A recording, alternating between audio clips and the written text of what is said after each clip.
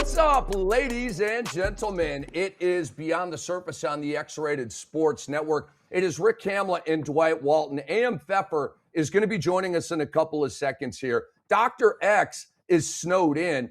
We anticipate Brandon Armstrong falling in at some point. And Dwight, we've got a couple of great guests today. 3 o'clock Eastern time, Law Murray. He covers the LA Clippers. They're rolling, obviously. I know you've been keeping hope alive. We're going to talk with Law in the 3 o'clock hour. And Hall of Famer Nancy Lieberman is going to be joining us here at 3:30 p.m. Eastern time. And Dwight Walton, how was your weekend, man? Weekend was good. Went to church on the weekend. Unfortunately, one of my best friends, his mother passed away, so we attended the mom's funeral yesterday. But while the news is sad, it was also a celebration. She lived a very good life. She was 96 years old. A lot of family and friends came into town. So that was the good side of it. Got to see people I hadn't seen in quite some time. But other than that, listen, overall, the weekend was very good. It's a wintry, blustery snow day here in Montreal. So it's, whatever's happening on the northeast of North America right now, I'm definitely involved in it. As I look outside the window, it is snowing, it is cold. It is a typical winter day here in Montreal. Are you curious what the weather is like down here in Florida, or should we just keep it moving? Should we just keep it moving? I don't want to know. I understand, nor do I want to rub it in. But anyway, so let's move on, dude. Okay, so Dwight, and we're going to start, and this is essentially, you and me, we've been talking on the group chat and stuff like that. And so let's get into Giannis and Ja. They're both, either injured or with quotations or actually hurt. But the two most talked about players in advance of the trade deadline just came down with long-term injuries. And so here are the details. Giannis didn't finish Friday's loss to Denver with a right calf injury. Said after the game he's going to miss 4 to 6 weeks. He said the issue felt similar to the calf injury that sidelined him earlier. And in December, he missed 3 weeks with what he later described as a right soleus strain, the same injury that kept him out of the 2004 playoffs. Ja Morant, Dwight, in our great audience, is going to miss at least 3 weeks with an ulnar collateral ligament sprain in his left elbow, which is a baseball injury, the UCL, which shuts down a lot of pitchers. The team announced that on Saturday morning. He will be sidelined through the deadline here. The Grizzlies have been entertaining trade offers for Morant, according to Shams of ESPN. And according to league sources, there's been tepid interest in Ja Morant due to his issues with availability. Played a total of 79 games since the start of the 23-24 season. And ESPN reports he sustained the injury on a chase down block during Wednesday's home loss to the Atlanta Hawks. He finished that game with 23-12, but they write was clearly favoring his left arm. And so you can kind of see it right there. So Dwight, I'll let you get this party started. Giannis and Morant injured or trade bait? Go. Well, listen, as the resident professional athlete or ex-professional athlete on this panel, I refuse to believe that players fake injuries when they know that their names are out there on trade rumors or if they're not happy with their particular teams. I would tend to believe that these guys are genuinely hurt, and it just seems to coincide with what's happening around them. And as we approach the trade deadline in the next, 10 to 12 days. So the reality is it's unfortunate, but these both players will be coveted at the trade deadline. Will they be traded at the trade deadline is a whole other conversation. I don't think Giannis Antetokounmpo will be traded at the deadline, but I think Ja Morant, there's a good chance that he'll go at the deadline. And the thing is, what is unfortunate for Morant, we all know the cloud over his head and over the Grizzlies organization's head, but he was starting to play well. He was reminding the Grizzlies and the rest of the NBA that he could play when he's available. Again, I do understand the issues that he's had off of the basketball court. I understand that. But for me, when John Morant is on the floor, he is as good as a point guard as we have in the NBA. He may not be able to shoot it from distance in terms of percentages, but he scores the ball. He gets his teammates involved. Yes, can he be a better defensive player because of what he brings to the game athletically? Absolutely. But when he's healthy, he is still exciting to watch. One of the more dynamic players we have in the NBA, and he brings it in terms of offense for not only himself, but for his teammates. But this injury comes up now. So the issue with him that I have is that he's never available, not the issues off the court. My concern is what he's doing on the court. I want his life to be together off the court. But as a player, I think he's highly coveted. But because of his availability, and you just said it, he's played less than one NBA season, 79 games since the 2022-23 season. That is not good, quite frankly, for various reasons, whether he was suspended or injured. That's the case. With Giannis, he's 31, oft injured, great player, transcendent player, but a flawed superstar. Can't shoot the ball from distance, is a below average free throw shooter, and you have to have a special roster built around him. So, does he get dealt at the deadline? I think he gets dealt more in the summer, during the offseason, either during the draft or during the free agency period. I see a team taking a swing at Antetokounmpo during the season. He is too difficult a trade mid-season. Too many moving parts, too many uncertainties. This new CBA, unless it's a Doncic for Anthony Davis type of deal, it makes it really, really difficult to trade a franchise player like Giannis Antetokounmpo. That is Dwight Walton, and we have A.M. Pfeffer back with us. A.M., we are talking about John Morant and Giannis Antetokounmpo. And I'll go last here. Dwight made a bunch of great points, A.M., and you are up, my friend. Giannis and Morant, are they injured or trade bait? I love it. We're just getting into it right off the bat, and I'm so glad Dwight's on the call. Dwight, I gotta say this, man. I'm sorry. I got to apologize at this point. You know what I'm saying? For all like the foul happy fathers out there playing weekend pickup basketball, you know, for all of us that like have never actually graced the real hardwood of pro basketball, and you got to listen to us talk shit about like, hey, you know, Ja's not really injured, and Giannis is making it all up and all of that. And like, I know this just like burns at you. Like, you're like, I got up every day and I ate the meals and I sweat and I had brethren and we had all the people like, this is ridiculous. But it ain't that ridiculous, to be honest, man.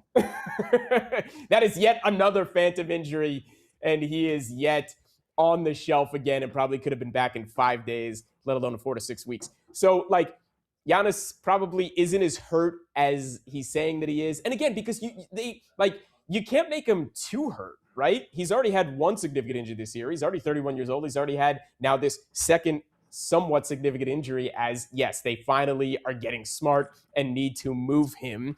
And he's playing along with the game. Ja's probably hurt. Ja at this point, like, this guy, it's a shame because it's a law of diminishing returns with him, right? Like, his superpowers really get sucked away with each significant injury, and he's got this significant injury again. You know, I don't know. It's very strange. He's playing well when he's back in the last couple of weeks. He's somewhat dialed in. He says he doesn't want out of Memphis. I mean, he's a whole other headache. I feel bad for Memphis and Memphis fans at this point, but like, I don't know who wants him around the league. You know, he's a bit of a head case, obviously, and we don't need to get too far into that, but he has the injury history, and those injuries, again, are really sucking away his superpowers. Giannis, however, still has plenty of gas left in that tank, and Giannis, well, I don't think he's really hurt. Sorry, Dwight. Oh, okay. And it's going to get real in here because I will admit Ja might actually be injured. I still lean towards I still lean towards the bubble wrap trade bait angle. I put a little bit more weight in the conspiracy theory, but we do have a relatively violent play involving his left arm on video, and ESPN cited that play as what injured him. So I'll probably have to acquiesce on that one. However, as far as Giannis, this is a fabricated injury to put Giannis in bubble wrap so he doesn't actually get injured before a potential trade. I ask you, is this coincidence or not? Friday afternoon, a report comes out. Friday afternoon, discussions between Giannis Antetokounmpo and the Milwaukee Bucks regarding his future with the team have, quote, grown and intensified. Friday night, just hours later, Giannis leaves the game with a calf injury, once again proving that he is the worst actor in the sport. This is not a coincidence. I was not born yesterday. I was born 3 days ago. I'm not falling for the banana in the tailpipe. Seriously, guys, Giannis is a terrible actor. And here's why. Giannis is not a flopper. He's not a foul baiter. He does not act and play. He just plays. Hulk smash, okay? So when he has to pretend or fake or act, that's acting, you know? And so he's just not that good at it because he doesn't do it. And that's cool, Giannis. I'm not mad at you. But the acting wasn't good. Kind of doesn't matter. The result is the same. You're off the floor and you're ready for takeoff. Let the Giannis sweepstakes begin. That was his last game as a Milwaukee Buck. The next time you see Giannis will be in another uniform, even if he makes it through the deadline. You know, he's talking about maybe I'm back in February or March. Dude, Milwaukee's going to be 20 games under 500 at that point.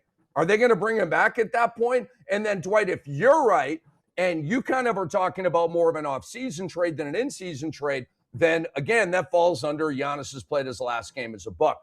I won't die on that hill, but I do feel convicted about that opinion. And I also believe that was John Morant's last game in a Grizzlies uniform, injured. And Dwight, I know, and I love it, and I don't disagree. Players don't fake injuries. They're professionals. They love to play. I completely agree with all of that in totality. Right now, the business of basketball has taken over. 2 weeks out from the trade deadline, it's not about love of the game, playing, helping my team, being there for my city, being there for my organization.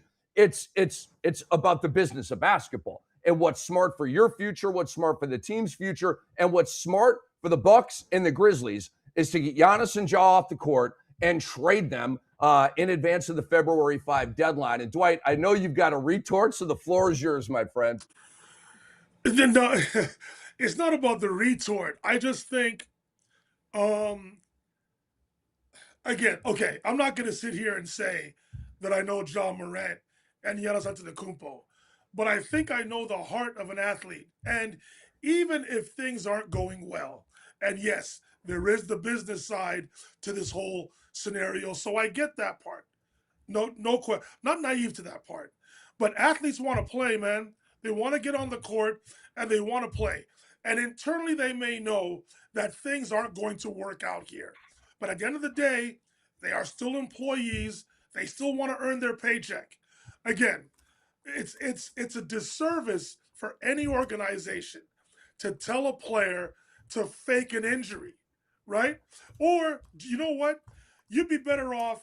Don't try to insult my intelligence. You know, if you're going to hold out a player so they're healthy when they get traded, hold them out. Hold them out.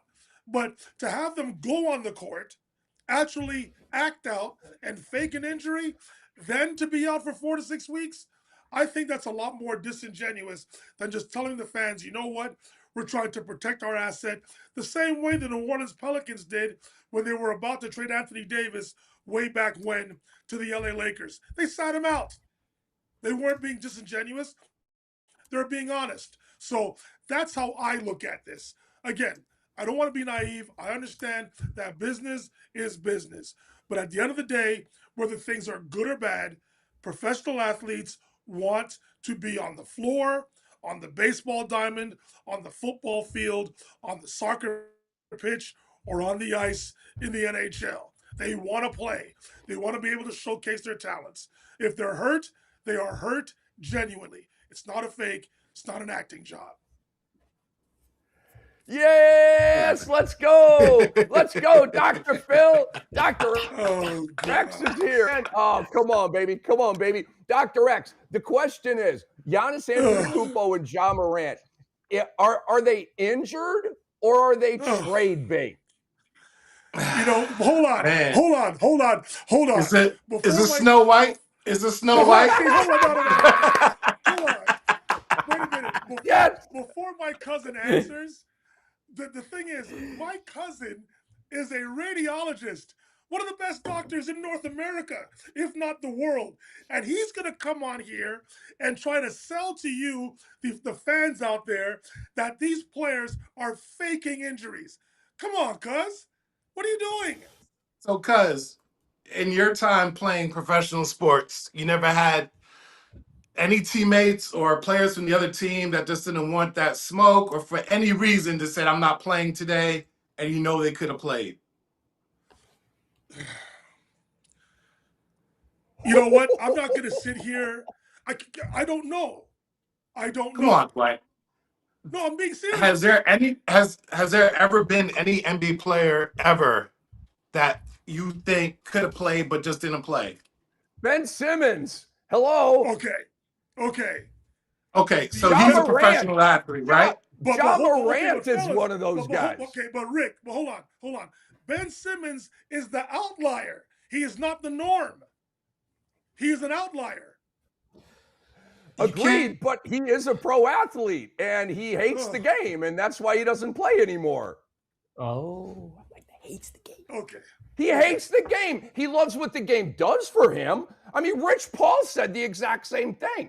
Okay, I believe Rich Paul representative. He said, and I've had a lot of ball players tell me, there's a lot of guys out there. It's not about love of the game. It's about what the game can do for them. Okay, and they flipped it. And that's not the majority. That's the minority. But Ben Simmons is the captain of that team. Dwight, go ahead. Yes. No. Again, I guess we've lost my cousin, but listen, again, I am not naive.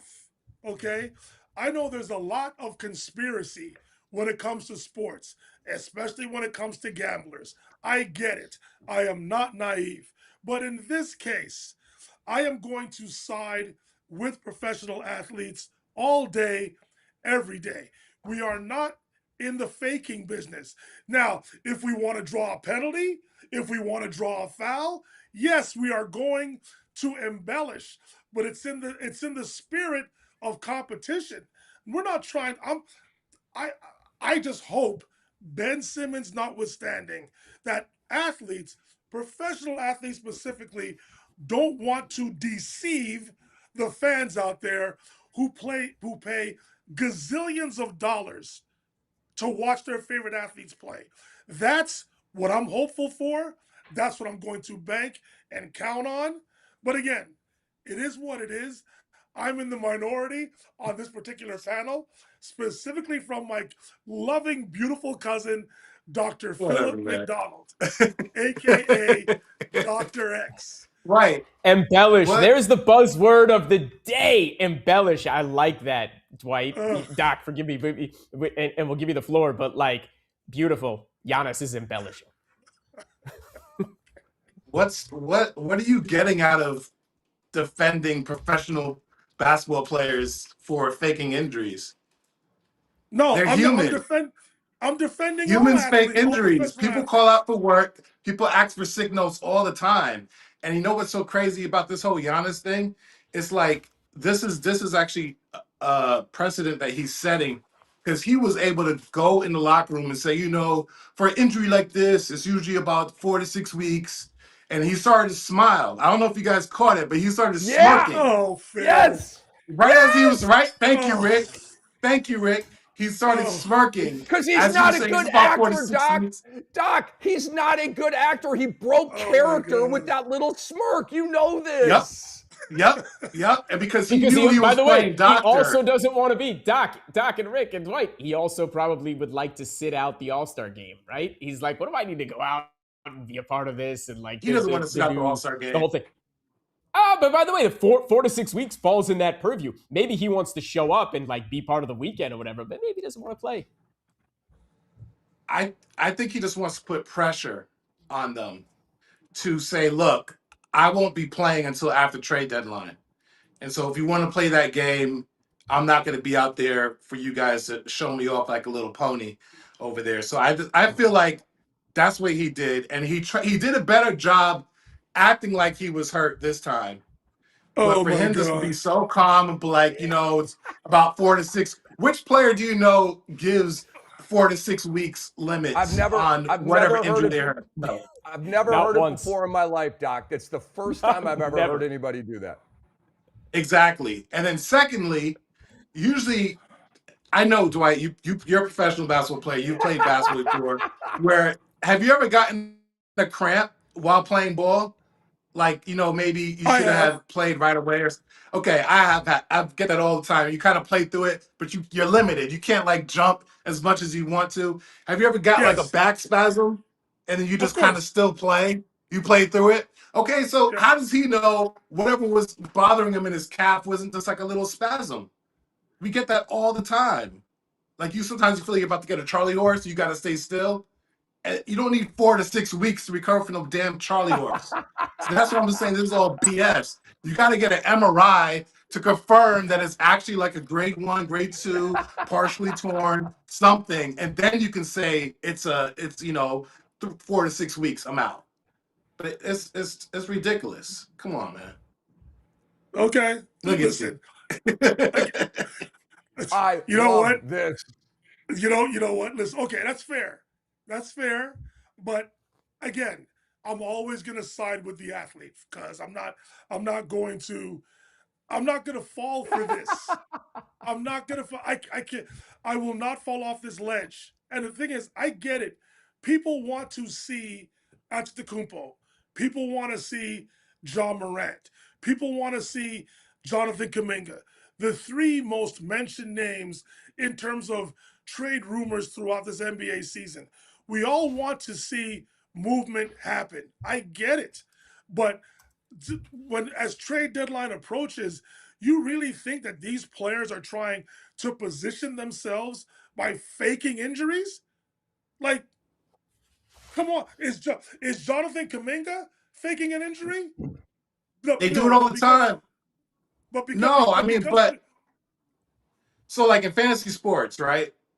When someone is hurt, you could get to put them on the IL and it allows you to like do other things. And I just feel like it's the same thing. It's like, he banged his knee. Of course he could play the next game. I mean, people play the next possession, the actual next possession when they bang knees, right? They sometimes will just run it off and whatever. He's gonna miss time until he gets traded. Just because at this point, what's the point of risking him actually getting a real injury? Like an Achilles, ACL, all of that stuff. But he could actually play. I'm telling you, if Giannis gets traded by the 5th, he will be playing before that 4 to 6 deadline, 4 to 6 week deadline that he gave himself. He'll be playing way before. But Phil, no, Phil. If you look at the timeline, it's only 2 weeks. It's 2 weeks. So from okay, but it'll still sometimes. You know what? I'm gonna back myself into a corner, so I'm not gonna say anything because what I was gonna say is that sometimes players heal faster than the time frame. But the thing is, your next because they have motivations, and that's why they heal quicker. Look at this. Look at this. Come on, man. He's doing the Family Guy. He's doing the Family Guy when Peter gets hurt. He hits his knee. And he's out there for like 5 minutes. And he's overselling it too with the with the clenched teeth. He's overselling. You're selling me, Giannis, and when you're selling me, I know you're full of crap. Come on, Giannis, I love you. I ain't mad at you, Giannis, but you're not a good actor, man. You're not a good actor. It's limited lines. I just love this. I freaking love this. Dr. X, it's so good to have you here, man, through this snowstorm. Looking dope in that hoodie. All right, let's move on here, guys. Let's put a timer on this one, guys, when we get to the opinion time. 60 seconds or less. That was probably our best debate on this show, and super phenomenally entertaining. We love you out there watching Beyond the Surface on the X-Rated Sports Network, and I'll give you one of these too. All right, is Derrick Rose a Hall of Famer? Guys, it was really, really cool. He had his number 1 jersey retired Saturday night. The Bulls beat the Celtics that night on that shot by Herter with 2:10 left, which was a cool cap on it. Rose grew emotional throughout the ceremony, wiping tears. Taj Gibson, Luol Deng, many others spoke.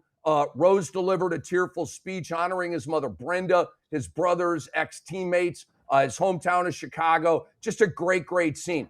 5th Bulls player to have his number retired: Jerry Sloan, Bob Love, Michael Jordan, Scottie Pippen, and now Derrick Rose. And the Bulls also have banners up for Phil Jackson and Jerry Krause. I'm going to go first here, guys, because I got some stat work that I want to kind of set up, and then you guys are going to go here. I say he is a Hall of Famer, and here's why. And, guys, I'm going to go beyond a minute here, so bear with me.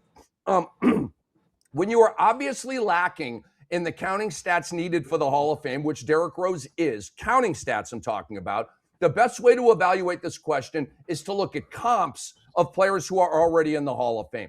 If there are players with similar resumes in the Hall, then that opens the door for this particular player. For example, Robert Horry and Satch Sanders. Okay, Satch Sanders is in the Hall of Fame. 8 rings, 8,700 points. He was a role player with Heinsohn and Russell and Cousy and all those guys. And a fantastic player and a great guy, by the way. Robert Horry, again, 8 rings, 8,700 points. Robert Horry, 7 rings, 7,700 points. That's virtually identical, okay? So if Sanders is in the Hall, then Robert Horry should be in the Hall, and I will die on that hill. So, and I've been saying that for years. Now, to Derrick Rose. The comps for Derrick Rose are Bill Walton, okay? 6,215 points for Bill Walton. I looked that up this morning. I was like, I knew that he had a truncated career. He had 6,200 NBA points. That's unbelievable, okay? And he's in the Hall of Fame.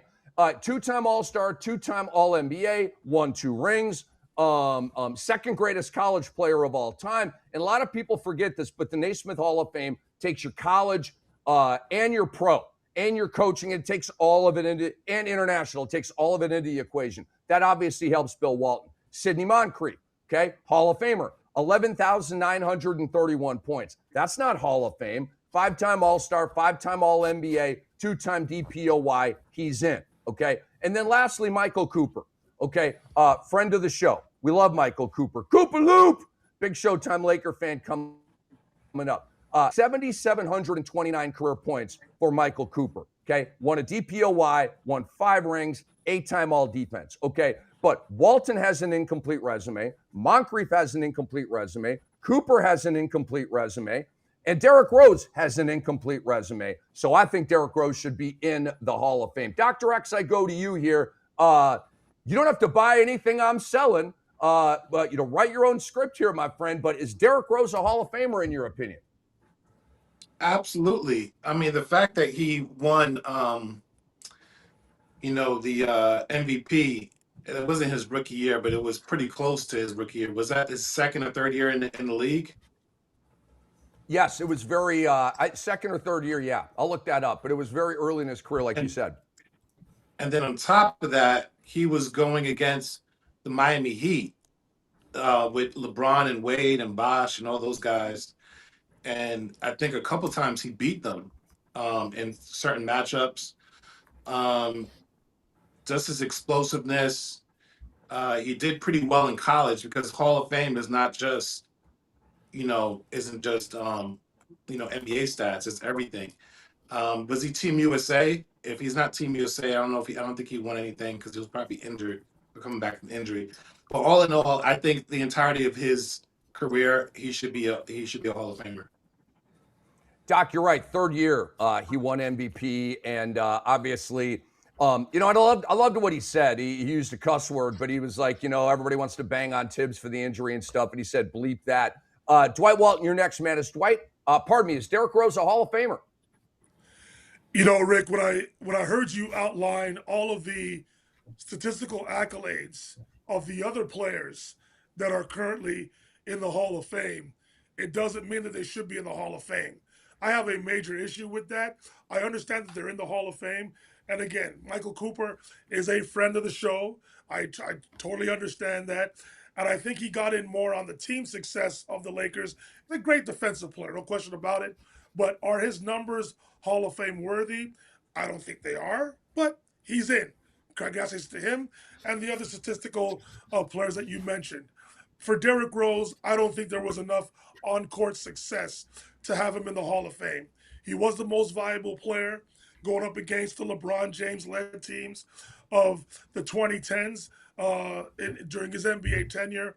But besides that, I don't think he's done enough to be in the Pro Basketball Hall of Fame. It takes a lot more for Derrick Rose to get in. Listen, to me, I can sit here and tell you that Robert Horry deserves to be in the Hall of Fame more than Derrick Rose because Robert Horry has 7 NBA championship rings, right? But I don't think Robert Horry is Hall of Fame worthy. I don't think Derrick Rose has done enough to be in the NBA Hall of Fame. Well, I love the opinion because it's descending and it's different. Obviously, I don't agree with it, but I certainly respect it. Let me follow up. So I just want to get this straight. Do you think Bill Walton should not be, and there's no wrong answer here, do you think Bill Walton should not be in the Naismith Hall of Fame? You see, that's another tough one because I'm a Bill Walton fan. And the thing is, I don't think, for my cousin, I don't think you include what he did in college.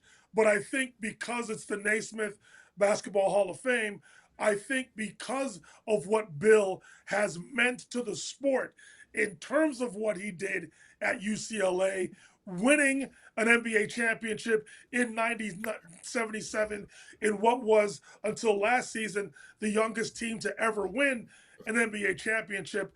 I think it's more the collective. I think it's more in how he made the media feel about him, what he did post-career with the media. I think it's a totality thing with Bill Walton as to why he's in the Naismith Hall of Fame.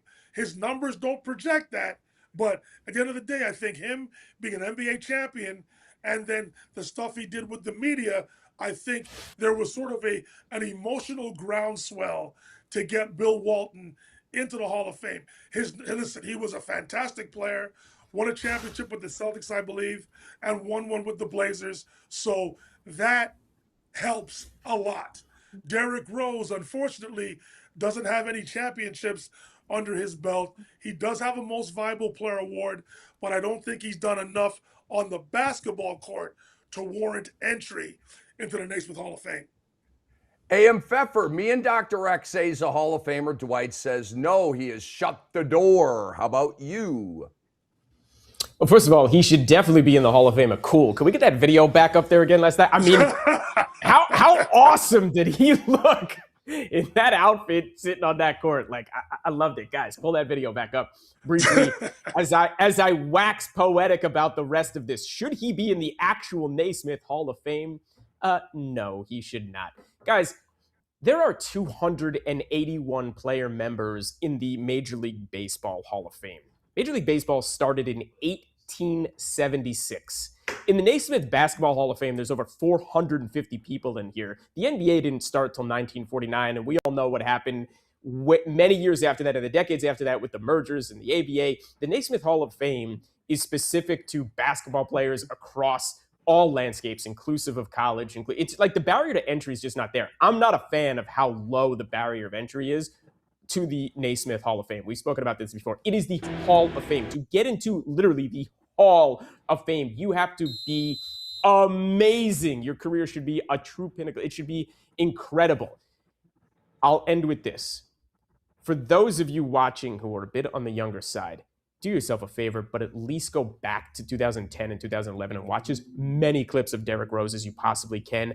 Oh my God, he was beyond exceptional. He's in the Hall of Fame of my two, I lament their careers the most. Him and Grant Hill, I lament their careers the most of what we lost for both of those guys, not seeing them at their apexes as long as possible, and the injuries that took away too much. But Derrick Rose was something special. Probably, we were all just wowed by Ja Morant before, again, his diminishing superpowers. Derrick Rose was on another level. Indeed he was. All right, great debate. So 2-2 right there. Guys, I've had a bit of a host/traffic cop catastrophe happen here. The rundown is completely blank. Kai Josephson, Jason Arambulo, could you please look into that? The boat has drifted away from the dock, and I mean, the entire rundown has been blown out. All of the topics, all of the questions coming up for our guests. What is happening? I'm sorry to have bring this to the air.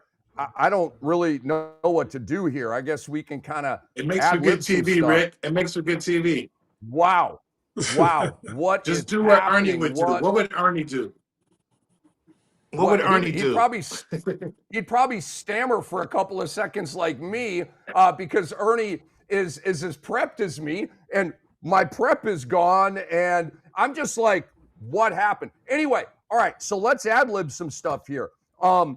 So there's a report that the Golden State Warriors want to bring together Steph Curry with Giannis Antetokounmpo and LeBron James. So Dr. X, I go to you first.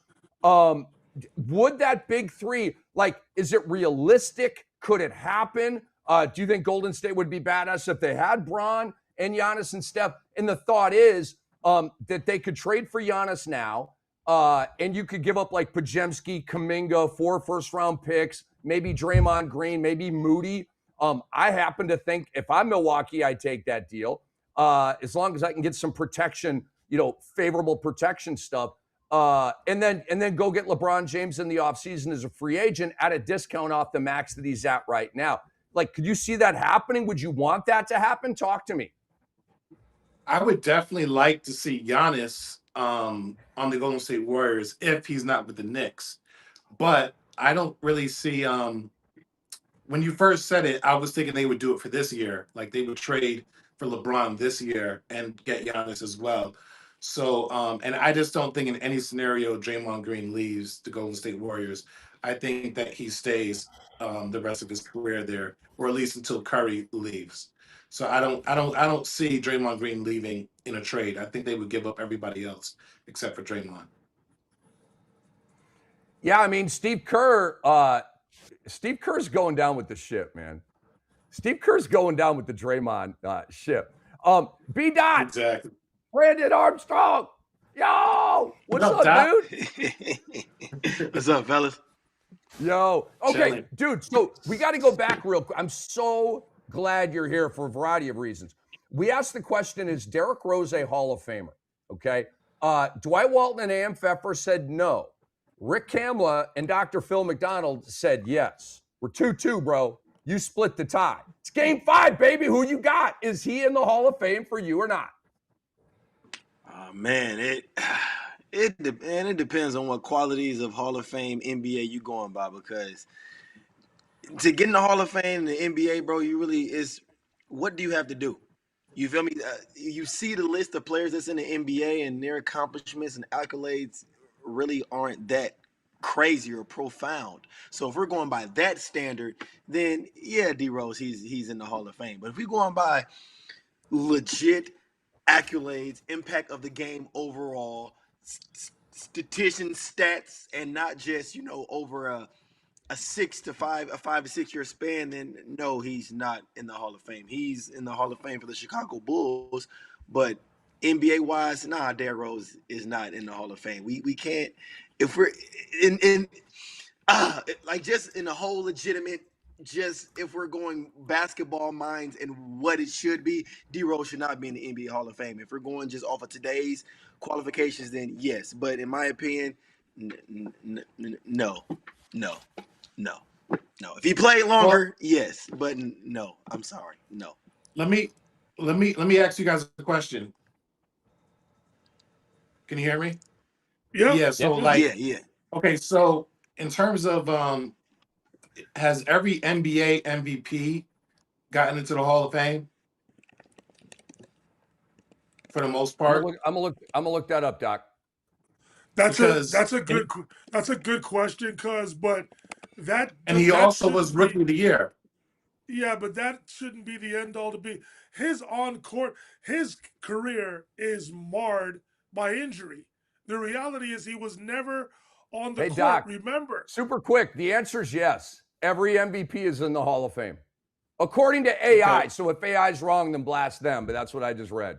Go ahead, Dwight. Sorry. Allen Iverson? That's messed up. How did Allen Iverson know?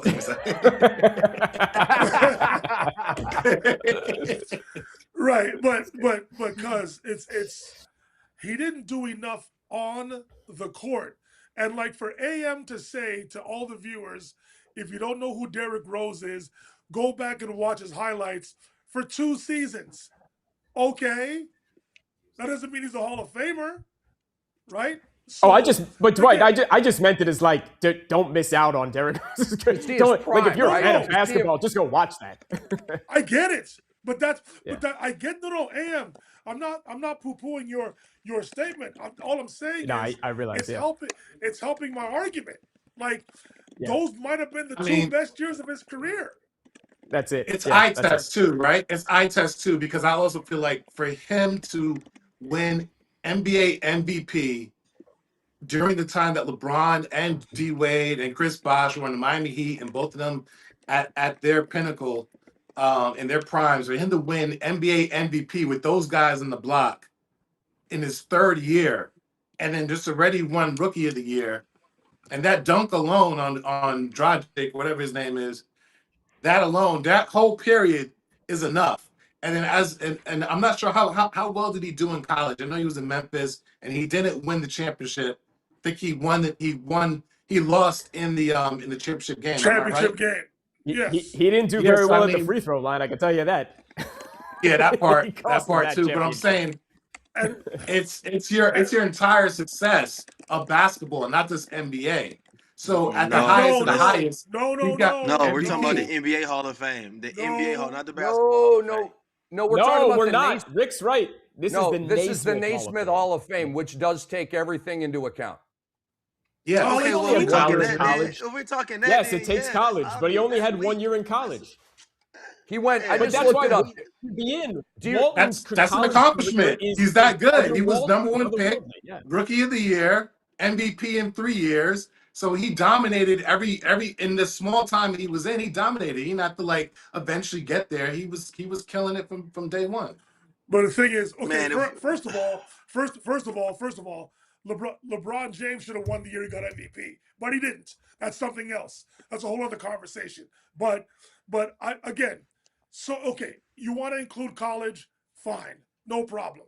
But to AM's point, he played 1 year in college, lost in the championship game while at Memphis. I get it, if you want to include that. But the reality is, injuries marred his career.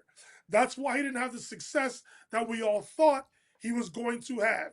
Same thing with Penny Hardaway, right? It's the same situation. So again, Derrick Rose, for as great a showman as he'd been through his career, he did not do enough things that are Hall of Fame worthy. We need to separate that. It just wasn't there. Yeah. Let's play a little trivia for a second. Let's play a little trivia for a second, if I may, because I brought up Major League Baseball again. Who am I talking about? The 1985 AL MVP, 9 Gold Gloves, 6 All-Star appearances. Who is that? Don Mattingly? You're damn right it is. Is he in the Hall of Fame in baseball? Nope. No. The barrier is so real for what the Hall of Fame should be for a sport like that. That's the point. Derrick Rose may have had that 4-year stint, but not a Hall of Fame. Yeah, let's be honest. One-time MVP, Rookie of the Year, only 3 All-Stars, 1-time All-NBA. Yeah, he has 2 gold medals in the FIBA World Cup, and his jersey was retired by the Bulls. He played 16 seasons, but he only had 3 to 4 elite years before injuries changed everything. Okay, the ACL in 2012, zero All-Star selections, of course. His career average is 17, 5, and 3. All right, that's cool. Like, yeah, but man, let's be honest, man. 3 to 4 years, 1 year in college. If you want to go back to high school, now okay. But this is the Naismith, all right? We're talking about the Naismith. We're not talking about high school accolades, all right? If we're talking about college and NBA, played 16 seasons. Like I said, 3 to 4 great years. And yeah, no. He's not a Hall of Famer. So we're punishing him for injuries. We're punishing him for getting injured. For playing hard. For not sitting out back-to-backs. For not, we're punishing him for being explosive and ripping his ACL. If we're doing that, let's go on ChatGPT. Let's ask Rick. Let's ask AM and Dwight, the basketball aficionados. We can name. Let's go 3. Let's go any player 3 great seasons. They're in the Hall of Fame. Brandon Roy, 3 great seasons. He's in the Hall of Fame. If we want to he wasn't Rookie of the Year. He wasn't MVP. That don't matter, bro. If we want to talk, it does though, because he actually beat out the best of the best. No, it's not no charity. It's the NBA. It's not no charity award, bro. This is Hall of Fame. NBA MVP. Bro. Just because somebody, bro. So what? So what, Dwight? I mean, so what, Doc? Now you got me mad at Dwight. So what? So what? 1 year, 1 MVP, I disagree. 1 year. That's cool. You got to stack those. You got to stack those with a good 7 to 8 great years or good years. He had good years though. Outside, he made it to the playoffs. They were always in the whenever he was on the Bulls, they were playoff. That is Phil. No one is questioning that, bro. That is great. Yeah. That is awesome. He made it to the playoffs for 3 years, for 3 to 4 years, bro. Make it to the playoffs. MVP. 8 years. It's the MVP for me.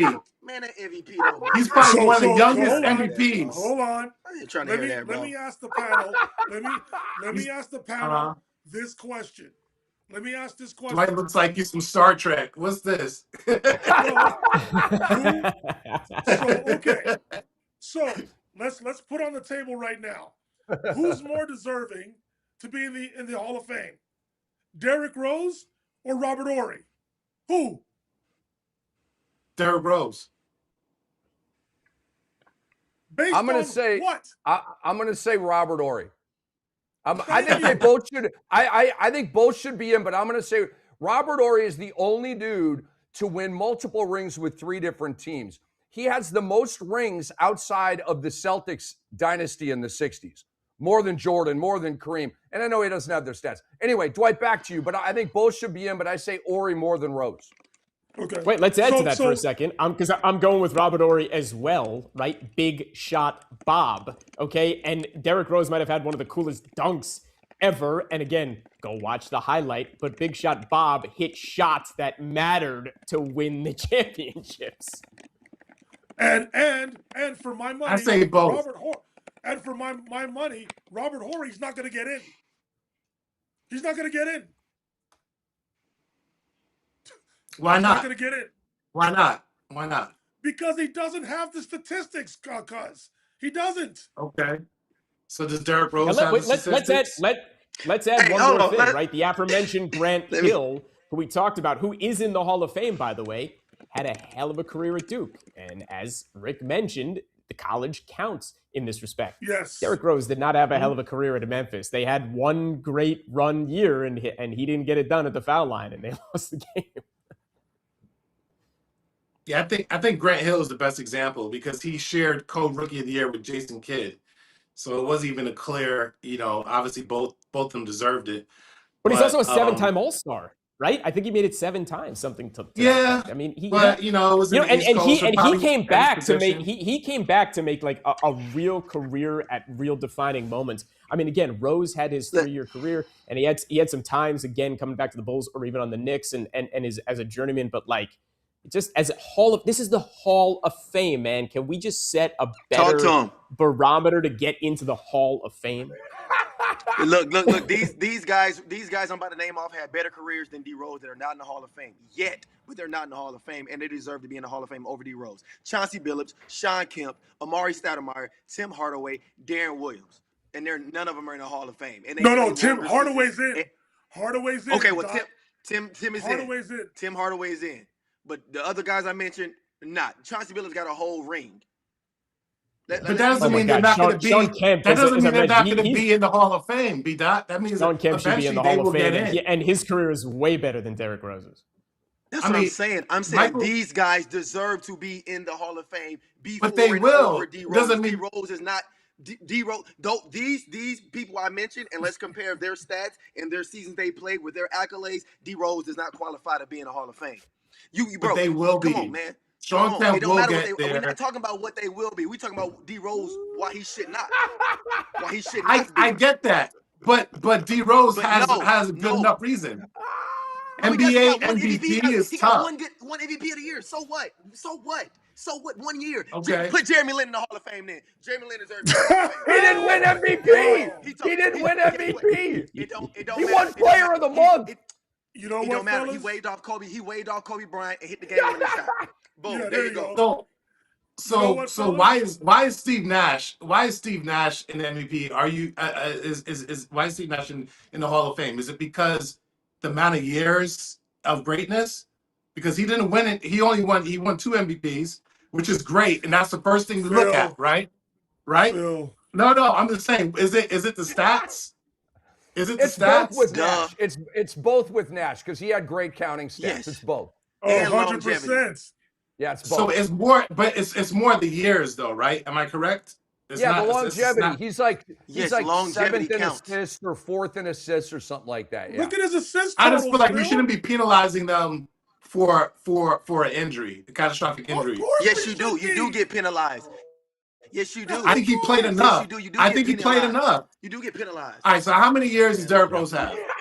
He only has, He has how 16 many NBA seasons. years? Huh? He has 16 NBA seasons, 3 to 4 good to great years. Yeah. Only 3 to You got to 4? see You 3 don't to think 4 he had years. Yes. I mean, look, Rick laid it out. Yes. Rick laid it out very well with the man. numbers compared to others who have gotten in the NBA, and that's a fair comparison. But again, the barometer is just so low for the Naismith Hall of Fame. So if you want to put Rose in on that respect, that's the thing. But like here we are just having a debate about the idea of like, hey, let's raise the bar because Derrick Rose, as if you raise the bar, it's not even a discussion. You know what, fellas? I'm going to put myself on a hill here, and I know I'm going to get some backlash. I don't think Tracy McGrady nor Chris Mullin should be in the NBA Hall of Fame, but that's me. That's me. But why not? You're not getting pushed back from me. I wouldn't have put Tracy. either of those guys in. I'm with you. Yeah, I'm a Tracy diehard. I T-Mac? think the bar needs to be raised, bro. I think You the bar guys needs are to be nuts. raised. You guys are McGrady nuts or about Chris T-Mac, Mullin? man. I don't know, man. You said what? Chris Rick? Mullin, Tracy McGrady, 2-time scoring champ, 7-time All-Star, 7-time All-NBA. Those are absolute Hall of Fame metrics. And like right this way, sir. And his totals, I mean, he was injured a lot, right? 18,381 points. It's not an automatic. 20,000 isn't even automatic. My boy, Joe Johnson, get him into the Hall of Fame with 20,000 plus points.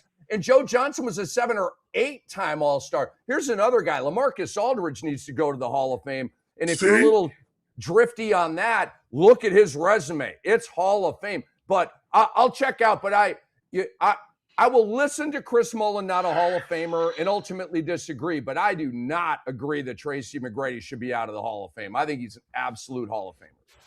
Yeah, I wouldn't have put him in, but I'm also the guy who thinks Sean Kemp should be in, and I use Tracy McGrady as the example of why Sean Kemp should be in. I'm on the fence with McGrady. I really am. Rick, you're making good points about him. He has it, but like again, the barometer for what it is to be in the Hall of Fame. Like, if you were to tell me McGrady had, if your numbers were double digits for everything you had described on him, like yes, but he still falls short, in my opinion. I mean, he had a long career, but it's the Hall of Fame. I just have my opinion of the Hall of Fame is so, it should just be Like, it is so freaking hard to get in. That's why I love baseball. I I love disagree. baseball. I disagree. It should be elite. I beyond disagree. elite. I think the Baseball Hall of Fame and the writers that are the gatekeepers suck. I think they super suck. Barry That's Bonds a should different be in the Hall conversation. of I Fame. agree. Roger Clemens should be in the Hall of Fame. Rafael Palmeiro should be in the Hall of Fame. Mark McGuire, Sammy Sosa, Pete Don Rose, Mattingly. for the love Don of God. Mattingly. Don Mattingly. No. I'm sorry, Rick. I gotta stop you there. It stops at Sosa, McGuire, and Palmeiro. Those guys do not have the figures. Bonds and Clemens should be in the Hall of Fame. Bonds should 100% be in the Hall of Fame. McGuire and 100%. Sosa don't have the numbers. You got to go back and look at their resume, they don't. bro. Yeah, Yes, I will do. happily go back. Like, we don't care about baseball. Let's go back to basketball. No, they do not belong in the Hall of Fame. Wow. Sosa especially. McGuire. All I know is a bunch of dorky, overthinking it, pompous, arrogant baseball writers. I agree are the with that. Gatekeepers for the Hall of Fame, and it's an absolute. But your argument is predicated literally on the steroids, Eric. Can we talk about the other 150 years of baseball and some of the guys who what they had to go through to get into the Hall of Fame in baseball? That's a whole different conversation. Yeah, and my point is, it shouldn't. We don't need to go to it that shouldn't road. be. Yeah. It should be exclusive, but not.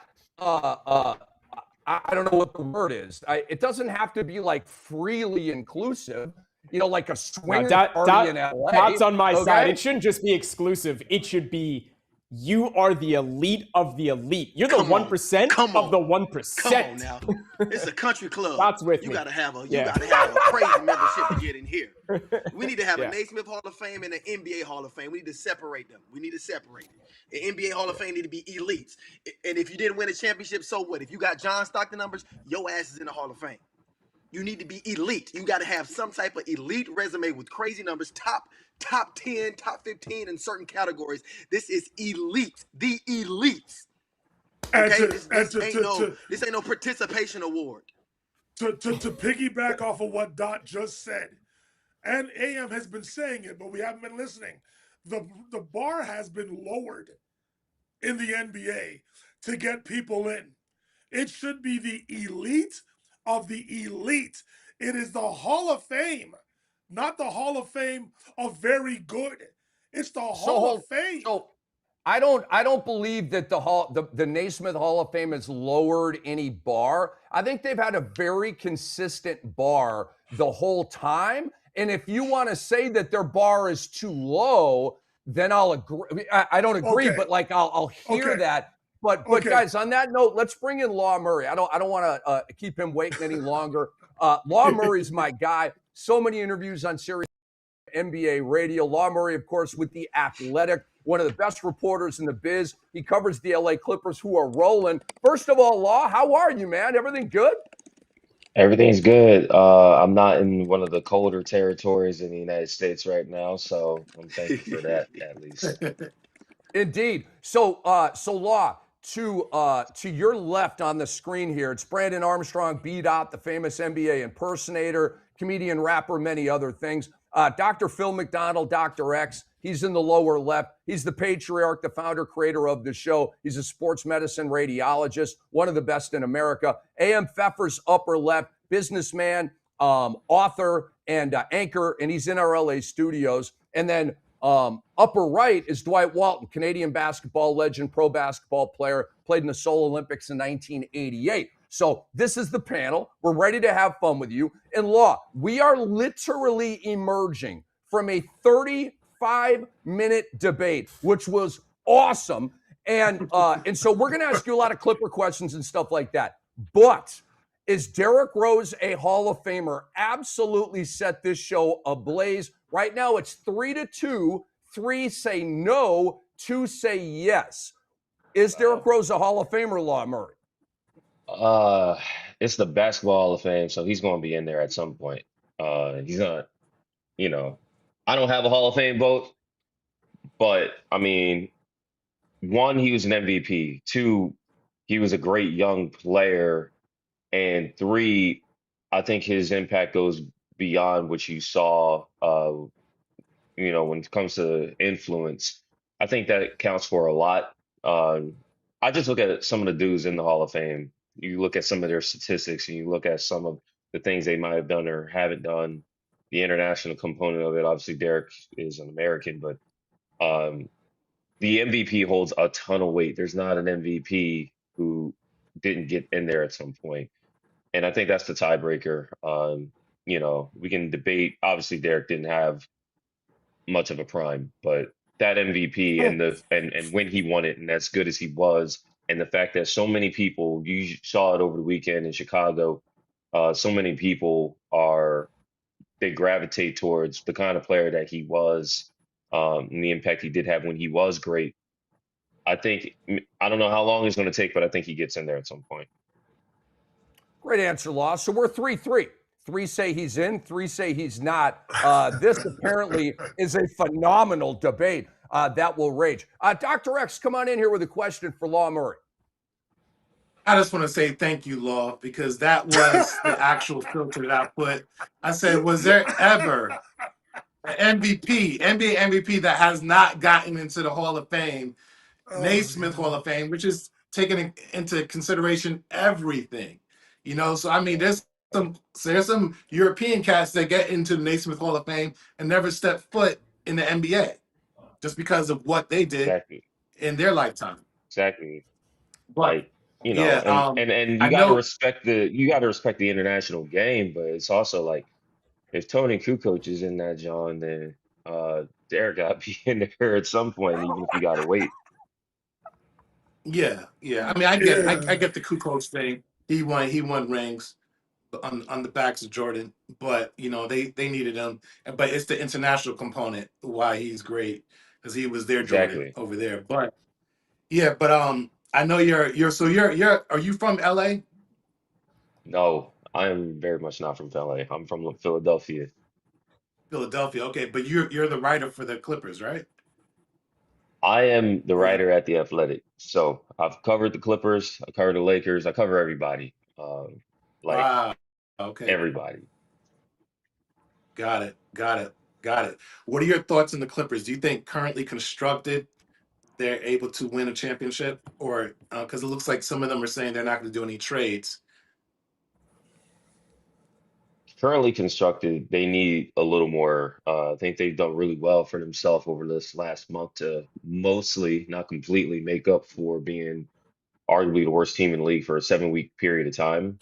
But there's a lot of stress on their best players. Like you're still watching every game, and you're kind of like holding your breath a little bit with Kawhi Leonard holding up, James Harden holding up. Obviously, James is durable, but the workload causes his performance to decline a little bit more, whereas Kawhi is playing like one of the best players in basketball, which is the standard that we are expecting him to have. But it's always about Kawhi and how many games can he stack together. And I swear, the Clippers, this is the second year where they've changed the logo, changed the uniform, changed the colors. We still got the old rebrand from 2015. There we go. Come, we got they worked on that. So no, you see it all the time. It's like you'll get a splash graphic, and it's like the Clippers jerseys from 2020. It's like I know that's when they made the conference on. We can update a little bit here. No, the Clippers they look like the team they're supposed to look like. The issue is there is a reason they had those depths. It's because their margin of error is perilously thin. And when you talk about trying to win a championship, that means to be a contender, you got to show that you can beat those other teams that are in that conversation. And they haven't quite done that yet. They will have an opportunity to do it. The schedule will stiffen on them. I think they have 2 more games against Oklahoma City. They've only played Denver once. They got a few more games against Houston. They got a mini series actually in Houston right before the All-Star break. They haven't played the Spurs yet. So there's going to be an opportunity for them to show that they can hang with those teams, and the way they're playing, all you can do is worry about yourself.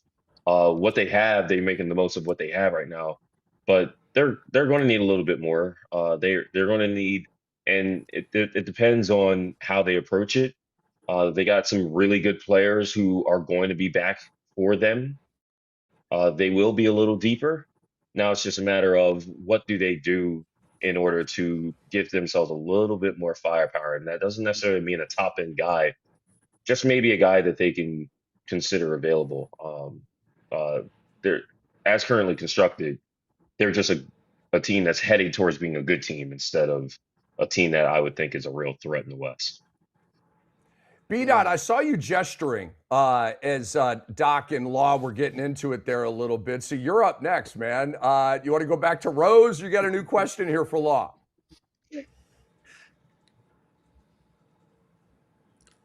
My man. You're on You're mute. Was You're on mute, Dot. Nah, I should have. Now you good. Now you good good. now. Oh, okay. It didn't say I was. All right. Nah, my gesture was just Doc trying to his confirmation from what Law said. Look, Law had an asterisk on what he said also, okay? Law said since it covers all basketball, all right, then yes, he's in the Naismith Hall of Fame, all right? Now, if we ask Law, boom, the NBA Hall of Fame and then the overall Naismith Basketball Hall of Fame, D Rose not in there, okay? If we just and we're raising that standard, I'm not just talking about D Rose. I'm talking about cool coach. We even mentioned Robert Horry. We're talking Dino about the Raja. standards of standards. we are talking about the elites.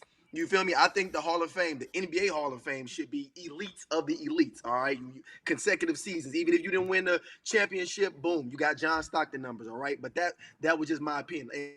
And Doc, don't front. Me and Dwight said if we're talking about basketball overall and the Naismith Award, of course he's going to be in there because of the standards of what the Hall of Fame, the Naismith Hall of Fame is. Yes, he's going to be in there. But you're going to get me worked up again. All right, thank you for being on the show. For real, I'll back you up, man. Because like if we're being real, like there are good players. There are going to be players who have better numbers, who arguably had better careers, certainly longer careers, than Derrick Rose that ain't going to be in the Hall of Fame. So Correct. if the question is simply will he get in there, yes or no, then you can see why the answer is yes. If the question is should he, or what kind of bar are you setting? Well, the bar has already been set, so I'm not going to be unfair to Derrick. But we also know where that conversation is coming from. There's been a ton of guys that put up his numbers in the Raw, and we're not talking about whether they're getting in the Hall of Fame or not. 100%. But once again, appreciate you for being on the show, man. My question, when you're covering the NBA for over a long term, what's the hardest basketball truth you've learned that can't always be said publicly because it will mislead fans without full context? Man, well, first of all, shout out to Drew League veteran B Dot. If there's one thing I can say, there was a time where I was like, man, which Brandon Armstrong are we talking about, man? Like, because there was a Nets draft pick back in the day, and I was like, oh, it's not the same dude. He's funnier. Craziest thing is, man, he was born, his birthday is June 16th, 1980. My birthday is June 17th, 1990. So I would go on different shows. I even had a show with Rick Fox. He thought I was the Brandon Armstrong that went to Pepperdine for the Nets. He was asking me stuff that they did together. I'm like, hold on, Rick, that ain't me, man. See, I remember these things, man. I go back, so it's great to be talking to you again, man. When it comes to that's a loaded question you hit me with, but I will keep telling people that when it comes to covering a hoop, it's a workplace, and people don't get that. I think people get caught up in not just being fans, but being children. A lot of people watching the game, they're in their second childhood. They like to talk about back in my day, or things ain't what they used to be. Like they need a song from their high school prom to watch the game or something. Like, people don't always grow with the game, and Preach, Law. if that's a player, if it's a coach, you see that, but fans don't keep themselves accountable either. And you have to be open-minded when it comes to basketball. Like, that's where creativity in basketball comes from. That's where strategy evolving comes from. But when you're a fan and a consumer, I feel like people don't get that. And then there's the fact that, again, these are people. We're covering players. I'm working with them. It's their locker room. It's their space. Like, that's a sacred place to be, and I'm really privileged to be in it.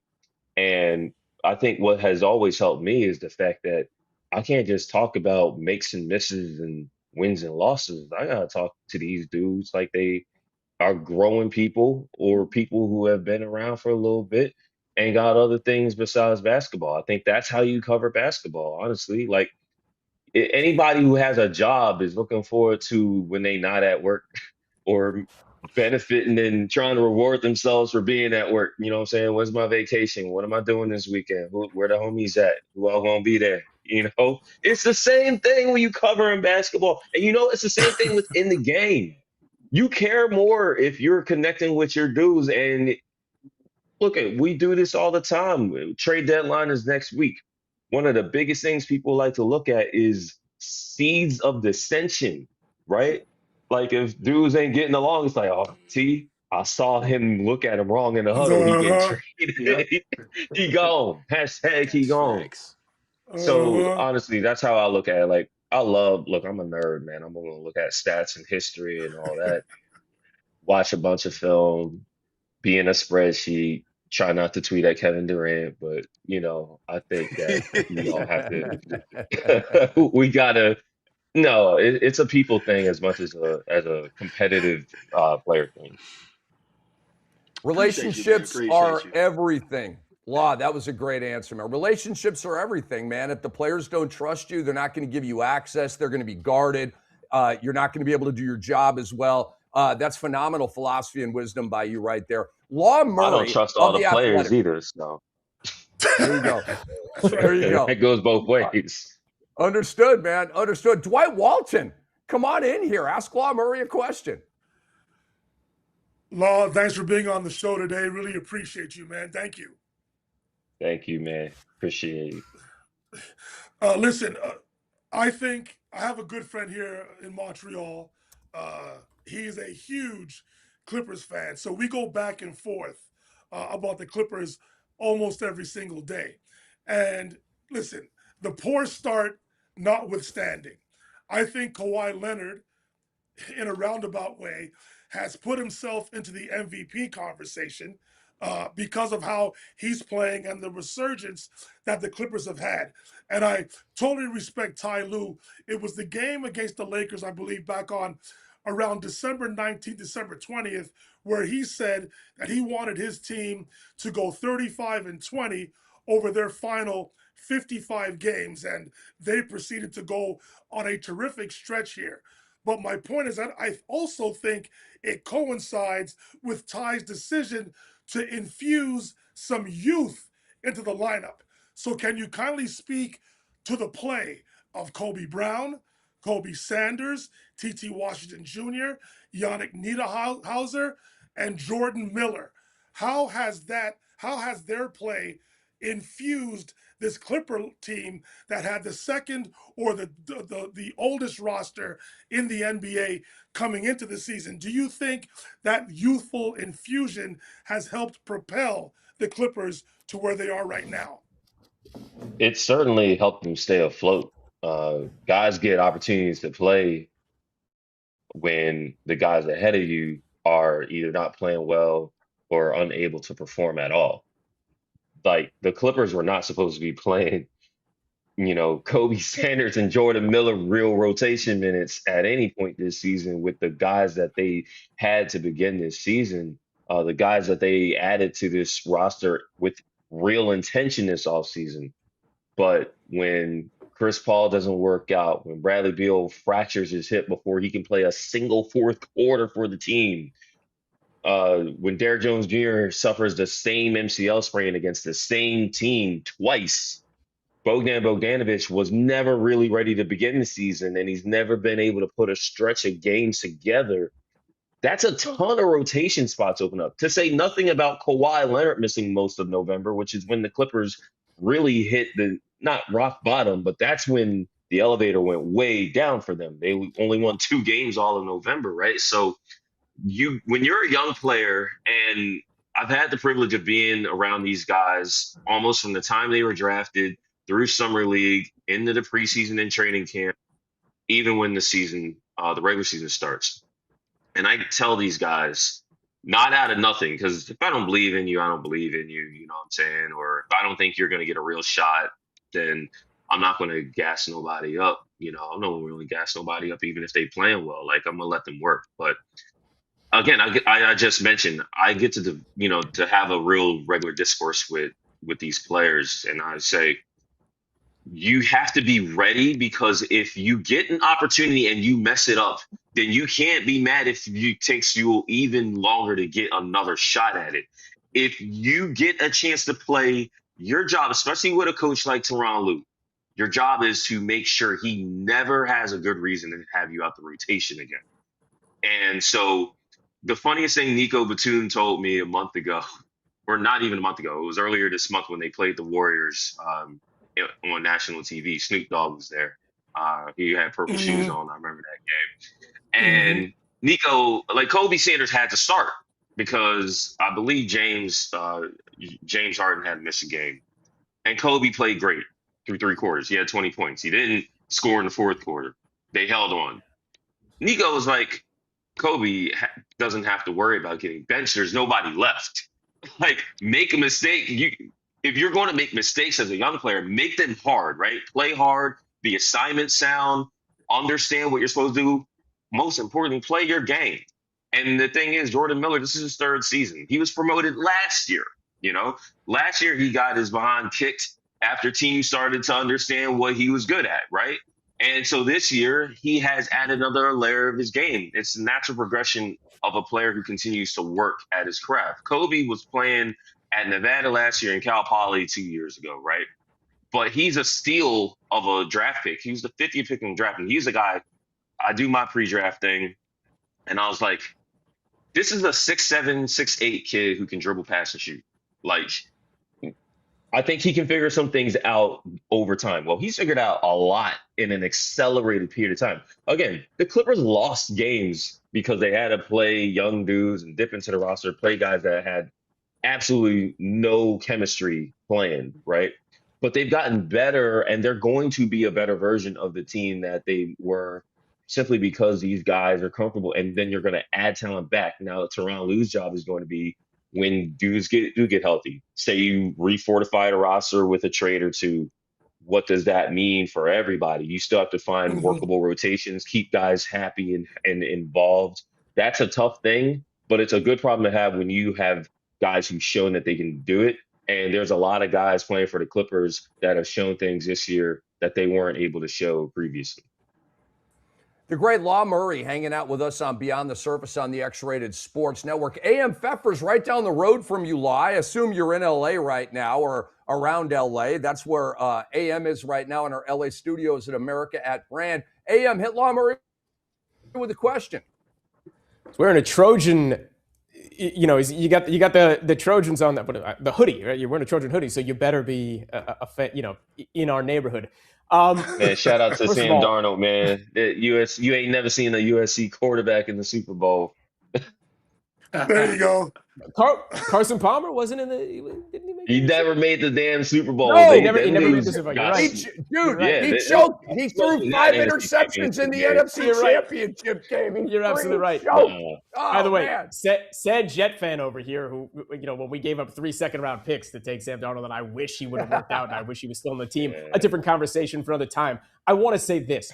Thank you for joining us. Thanks for giving us your time, and it's great to meet you. Appreciate that. I am a Ty Lue enthusiast. That's probably the best way to describe it. I love this guy. I love his story, right? I love him back in the Nebraska days and being as low as he was as a pick and an impact player in the NBA. I love the fact that he was considered as a head coach before David Blatt was hired, and then Blatt got fired. He takes over and wins the championship. I love how he negotiated the Cavaliers through the LeBron years for a couple years after that. Then he ends up taking over the Clippers after Rivers was gone. To me, he's probably one of, if not the most underrated coach in the NBA, okay? And he's like, I want all the smoke. Give me Kawhi's drama. Give me Harden's ego. Give me you need me to make Zubats a better player. You need me to bring all these guys together. You need me to lose Norm Powell but still make this team work. You need me to take them 15-3 now that they're healthy in their last 18 games. All of that. I'd love for you to talk a bit more about his impact and your thoughts on Ty Lue. Yeah, I'm supposed to be writing about T. Lue in the near future, which honestly, I got a bone to pick with T. Lue for that, but we can get to that another day. I mean, Or now. Tehran's had a Bring it up now. very, I'm gonna write. I'm gonna write. But I'll talk. I'll talk about him a little bit here. And Tehran is a complicated coach in a lot of ways. Like he is a guy who he didn't want to coach until Doc Rivers kind of put the bird in his ear that he would be good at it, and he had to get the player out of him when his NBA career was over, and Doc had him on in the building with the Boston Celtics at the end of his tenure there. He's honestly, when it comes to Tyronn Lue, like everyone credits his adjustments, but I think the biggest thing to understand about T. Lue is relationships are his greatest asset as a coach. It also seems to be the thing that stings the most because guys leave that team and they seem disappointed about things. Tehran's always coached ridiculous rosters, not just stars who are stars, but guys who used to be stars and need to get that out of their system somehow. And like it's a lot of management of egos. And Tehran has had to deal with all of that with Cleveland and especially with the LA Clippers. And then there's the third thing that has honestly limited Tehran for most of his tenure with the Clippers, and it's the injuries. Like his best players, especially Kawhi, haven't been there in the most important moments. I mean, this is his sixth season as a head coach, and it just feels like you don't see the full capability of Tyronn Lue. That's what made the playoffs last year so frustrating for not just the organization and him, but the fan base. I don't think the fans appreciate Tyronn Lue.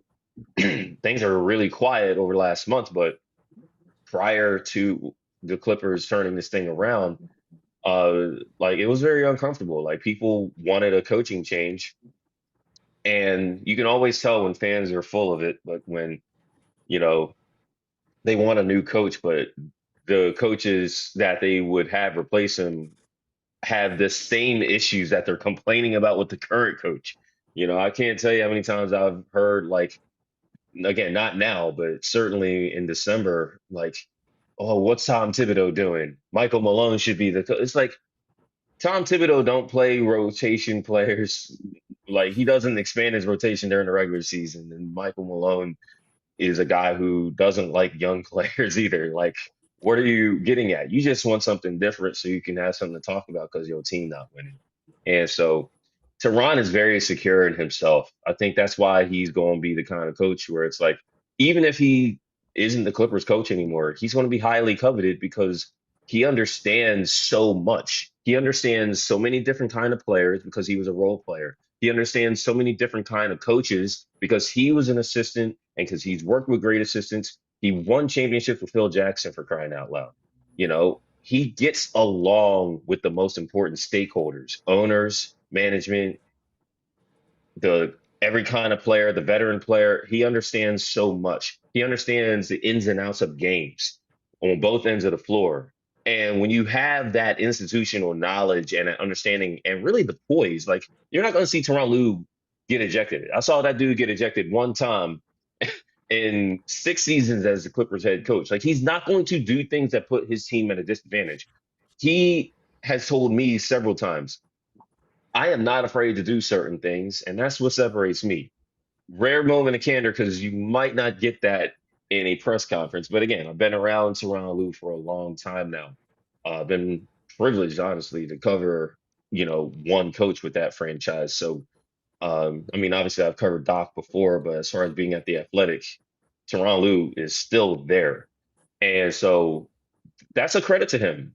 Sometimes it's a detriment because it's like, why does this game look more complicated than it should be? Why is your team always down double digits?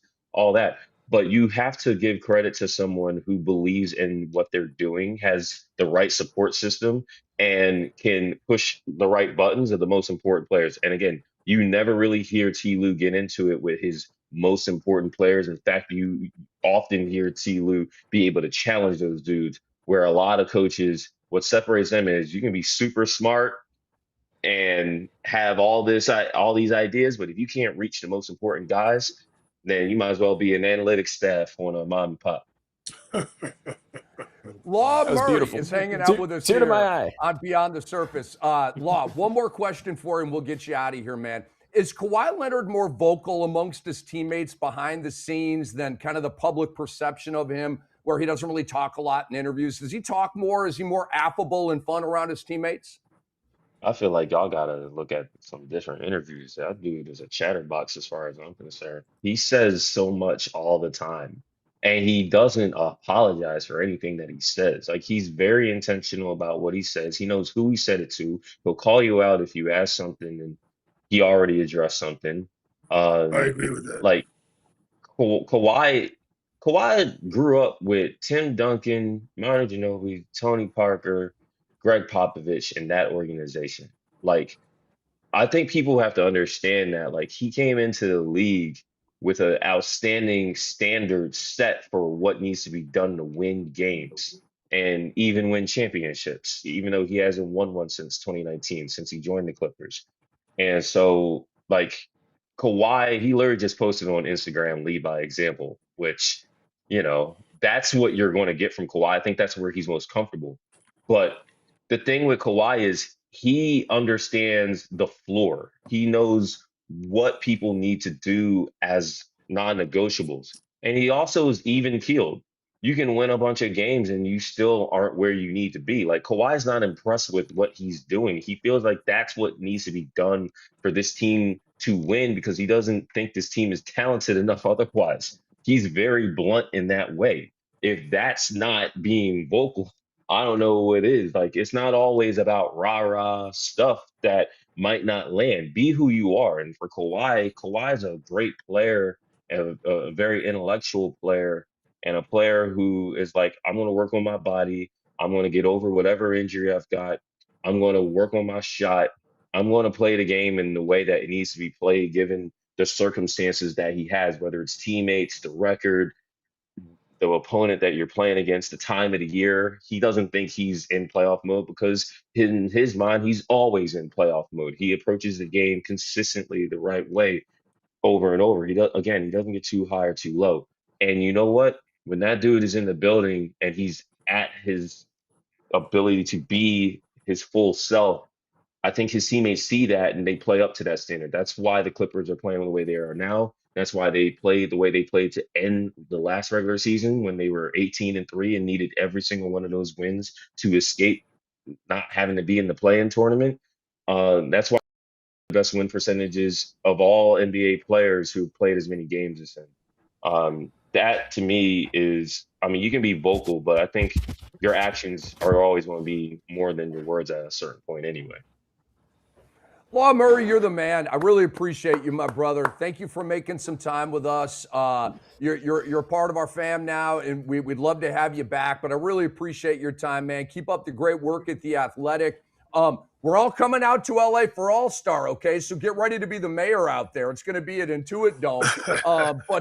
Law, we appreciate you, man. Be well, okay? Hey, thank you so much. I'm getting my load management in now as we speak. There you go. There you go. Going to be time to kick it over All-Star Weekend. Guys, that was phenomenal. Law Murray, great guy, as you heard, phenomenal answers. We are moments away from bringing on Hall of Famer Nancy Lieberman, and I am particularly stoked about this interview. She's joining us in the green room right now, kind of getting it settled out, and Nancy is ready. So let's bring on the Hall of Famer, Nancy Lieberman, right here. There she is. Hi, Nancy. Hall of Famer Nancy Lieberman, pioneer, one of the greatest pioneers in American history. And we know one of the supreme ballers and one of the greatest people I've ever met. Nancy, it's your boy Cam with my guys here on the X-Rated Sports Network. It is so good to see you. How are you, Nancy? I am doing great. You gave me that nice introduction, and I just hung up with some guy who wanted to challenge me in basketball. And I was like, forget dinner, we were playing Billy Crystal. So we were playing And Billy's like, "Oh yeah, Nancy, I was out shooting hoops the other day." Periodically, I get these videos of Billy just shooting. He turns around and he goes, "Still got it." And I'm like, "You don't got nothing. You're a little Jewish guy with curly hair from New York. You don't got nothing." So yeah, Form still look good, Nancy. That The form is there. You go, it's still good. still look. Absolutely. Had to point it out. Had to. Hey, I know Nancy's still got it. So this is Brandon Armstrong, B-Dot, the NBA impersonator. He's lower left in the middle. Dr. X, aka Dr. Phil McDonald, one of the top sports medicine radiologists in America. He's the founder, creator, patriarch of this show. Upper left, it's Sam Pfeffer. He's in our LA studios. And upper right, it is Dwight Walton, Canadian basketball legend. He was a pro hooper. And so we are beyond the surface on the X-Rated Sports. Nancy, I want to start with your nickname, okay? Lady Magic. My favorite player of all time is Magic Johnson. How similar was your game to Magic Johnson's? We were big point guards. We could control the flow of the game, and we were willing passers, and we did it in a way that it was enjoyable to our teammates, and it made them better. But it was also enjoyable to the fans who, a little bit razzled down. I wasn't white chocolate. Irvin wasn't white chocolate, who might be the best ball handler I've ever seen besides Maravich. But the cool thing about it is we did it within the foundation of winning basketball. That's all that really mattered to him or to me, is winning championships as a player and or as a coach. Winning's hard. So if you got people who are willing passers, you can make people around you better. That is awesome. Dr. X, come on in here with a question for the great Nancy Lieberman. Well, thank you, Nancy, for being on the show. Congratulations on the Big Three championship. And that was pretty cool seeing you there with your team there. But my question for you is NBA based and about my Knicks specifically. Do you think anything big is going to happen in terms of a trade for the Knicks to be able to compete this year? I think the Knicks have to stay healthy. I mean, that's the most important thing. And I believe they just won 2 in a row, and they had lost 6 of the last 10 games. So even though I do the TV for the Dallas Mavericks, down deep, I'm all my New York home teams. Okay, from the Knicks, to the Yankees, to the Rangers, and the Jets. Don't laugh at me, and I love my Dallas team. We're still looking for the Super Bowl championship. We can't find where it is from '68, but I'm really looking for it. But the Knicks right now, I think they're well coached. Mike Brown is unbelievable. What a great, coach he is defensively. Carl has to look. I think Brunson had 31 points the other night, and Carl has to be more involved on the offense. But we got really good players. Hart is unbelievable the way he plays. I just think we have to continue to play with tenacity. I love Josh Hart's game. I don't know if anybody plays harder on that team. Offense is multiple actions, and defense is multiple efforts. I rotate over. They pass the ball. I close out. They drive. I side contest. So it's multiple efforts, and that comes from within. So I guess that I call that master the things that take no talent. It doesn't take talent to play harder, have multiple efforts, right? Love it. I love it. Great answer. Great answer. B-Dot, hit Nancy Lieberman with a question, my friend. Okay, got you. How you doing, Nancy, man? Thanks again for being on the show. You're a legend. You're a GOAT. You need to give you the next shot. But let me go ahead and get into the question, okay? You've impacted basketball as a player, coach, and an analyst across multiple eras. From your perspective, what's the biggest thing today's players don't realize about what it actually takes to sustain greatness over time? That's a fantastic question.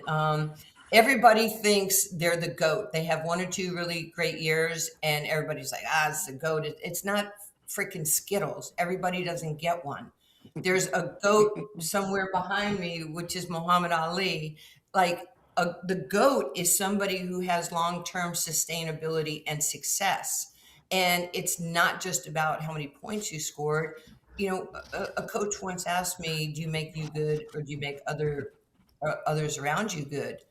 And isn't that like the easiest question? I mean, look at you guys. You're a team. Do you make you good, or do you make the people around you good? And that's a part of success and sustainability. So I think Muhammad would be turning over in his grave if and he is a friend of mine for 37 years. And if he saw everybody who self-proclaims themselves the GOAT, first of all, if you're the GOAT, he was selling tickets. He was transcending his sport. You don't have to tell people how great you are. You let other people say what you've done. Like when people ask me, "Are you the greatest player that ever played women's basketball?" That's not my job to tell you. I did my job. Appreciate that. That's pretty much it. That's all facts. That is 100% facts. So awesome. Nancy, it's so good to hear you and see you. This lady is so full of love and light. It is amazing, man. Dwight Walton, give Nancy Lieberman a question here, man. Well, Nancy, thank you very much for being on this program. And I just want to expand on what you just said. We could talk about yourself, Lynette Woodard, Cheryl Miller, Cynthia Cooper, to the current player, Maya Moore, Tina Thompson, all these great players that you are on that list of GOATs as far as I'm concerned. And we can transition now to where we can talk about the current players, Asia Wilson, Caitlin Clark, players of that ilk. How do you see your sport progressing right now at the WNBA level? What are things that people may not know who are casual fans of the sport, to where you've seen the sport grow from where you played to how it's being played right now, and the progress the sport has made over the past couple of years? That's another great question. Well, it's our time now. This is not just emotional. This is factual. I'm a fact person. Our ratings are up. The merch is up. The season tickets are up. The lines around the arena are up. And what I think that a lot of the legendary players and legendary players who are still playing, we have to give flowers to the players right now. It's not that Nancy Lieberman or Lynette Woodard or Cheryl Miller or Tina Thompson didn't move the needle. There's a progression in growth, and ours was to lay the foundation, right? Like Coach Wooden, right? The triangle of success, right? So you got to have a solid platform, because if you're upside down, you're gonna fall. So I don't ever worry if people say, "Well, Nancy, Sue Bird or this one or that one." Yes, she did. A champion, Dawn Staley, Cece, any of these young girls, we are, one day there's going to be the 75 greatest female players in the world, and they're going to have earned that opportunity. So I celebrate today's players. I don't tolerate them. It's important to me to spend time, with Angel or Asia. Who's better than Asia Wilson right now? She's the best basketball player in the world. I love it. There's, when Caitlin Clark, we're texting with each other. Hey, come to Indy. So I get on an airplane. I go to Indy a couple months ago just to spend some time with her, to let her know that I actually care. I do care. I care about these players because they're doing something for the game that has changed all of our lives.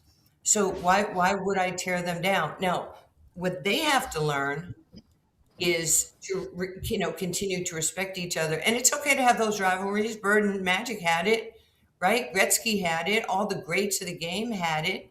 Why shouldn't it? Doesn't mean we still can't be competitive, like have competitiveness, but also have fellowship. There's nothing wrong with that. But today's fans, sometimes they don't know the history. So they don't know how to merge the history with their emotions. So if somebody goes, "Well, I can't believe that Angel got hit with an elbow in the back. You want to know how many times I got hit in the back of the head? Because I didn't have freaking WNBA.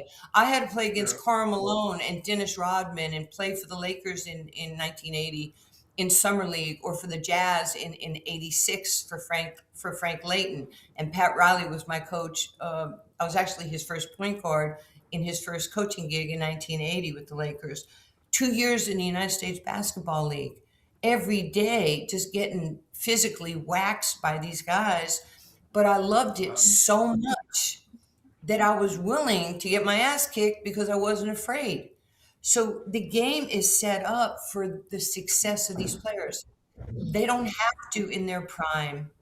I didn't have the W in my prime. I played at 39 and 50 because I loved the game so much. It is set up for them. If you're good, if you're willing to be disciplined, you're willing to want greatness, or whatever it is you want to do as a professional, it's there for you. You just have to grind. You got to have that Mamba mentality. So I respect them all. Every generation has something else, and I want to see the growth. It's affecting me too. I mean, I make more money speaking because of the WNBA. I make more money doing appearances now because of Caitlin Clark and Angel. We're all benefiting. By the way, there's 15 or 16 multimillionaires in the WNBA right now, right? Did you know that? Yes. Oh yeah. You want their tax ID number? No, we're good on that. We're good on that. One of the greatest basketball lives ever lived, the great Hall of Famer Nancy Lieberman. A.M. Pfeffer, please ask Nancy a question. Nancy, first of all, honor to meet you. Thank you so much for being here. Quick shout out to the New York Jets, another longtime sufferer, many a decade, sadly, and I take a lot of heat on this show for it, and I will continue to do it, and you don't need to be the lightning rod today. 2012, 2015, I believe you were a studio analyst, right, for the Oklahoma City Thunder, the great years of Durant, Westbrook, Ibaka, obviously Harden. They had the great run then. Do you wish you were there now during their run here? Or maybe you can compare and contrast a little bit for us, the differences between that team back then and here we are a little over a decade later. Well, it's interesting because apparently my timing in life is off because I stepped away from Oklahoma City year before last. I mean, it's a lot of games, and I wanted to have a life, right? If you're going to get a Medicare, get a life. Did I just age myself? You're not recording, right? For me? Yeah, no. There's a delay. There's a big 20-second delay. We can block that out. We can take that out. Time. I wanted to have a little time for myself. And so they win the championship, and I'm always calling Coach Dags. I wear a 7.5 ring, just in case you were wondering during your day when you're getting ready for preparation for a game. I wear a size 7.5 ring.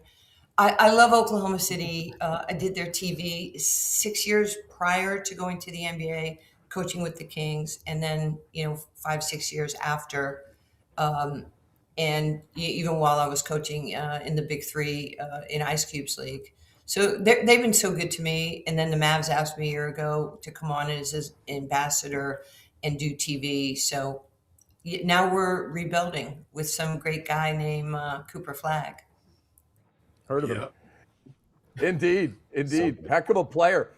So Nancy, I got two more for you, and then we're going to let you go. We know we got 20 minutes with you, and we really appreciate your time.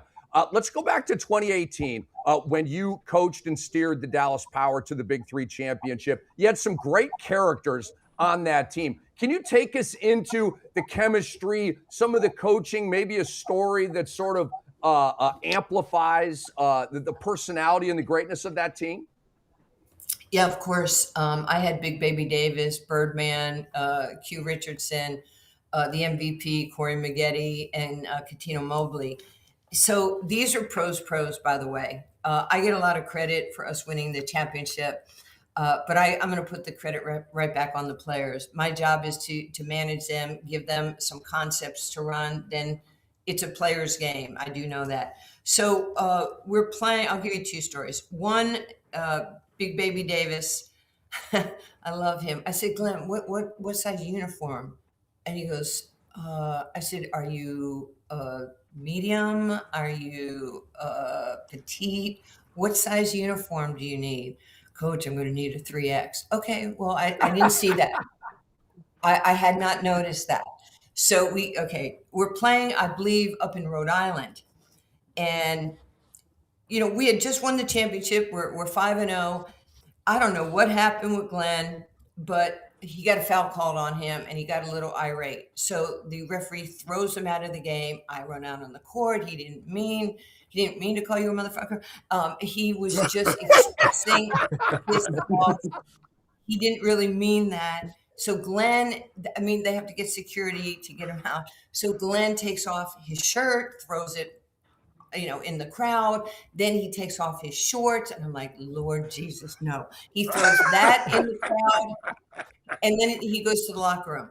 So the next day, I'm on a call with Commissioner Drexler and Cube, and they're going to suspend him. And so they're like, I said, it's not really going to help him if we suspend him. Maybe just take some of his salary away. And so they're like, why? I go, let me just say this. It's not Glenn's fault. And they go, what do you mean? He threw his jersey and pants in the crowd. I said, well, first of all, it was the first time we were wearing the gray uniforms. Gray is not in his, in his color wheel. He didn't feel comfortable in the gray. We're either in the black, we're either, in the white or the blue. And he was a little agitated by the color. It's not slimming. And it really was, it was problematic. And they're like, what? Are you? Okay, so I got a call the next day after I campaigned for my man. And they said, look, here's what we're going to do. And they did what they had to do. And they went, he's still going to play in the league only because of that stinking story you made up for Glenn. Okay. All right. So Glenn, I love coach. And I was like, he's just the best. He is a little baby. I even called Rondo when I started coaching. I go, Rondo, what do I need to know about Glenn? Oh, he's a big baby. Yeah, I know. Hence the nickname. So, but he is, and he's such a sweet guy. And so to this day, I just love him. Okay, season's over. I'm in Dallas, and Birdman calls me. He goes, hey, coach. I'm like, hey, how are you? He says to me, I'm coming through Dallas. I'm going down to Florida. And I'm like, do I have to get a tattoo? And he goes, no. He comes by the house. It's early in the morning. TJ comes downstairs. This is before TJ played for me. And there's Birdman in my living room. And he's got this huge truck. And he's got this Hugenic rifle. And I'm like, it's like sitting in how they do it in the back of, the trucks. Yeah. And I'm like, you can ride cross country with that there? And he goes, yeah. And so we're talking about something. He goes, coach, have you ever used NAD? And I'm like, NAD. I'm trying to figure this out. I go, what's NAD? He goes, coach, it's going to change your life.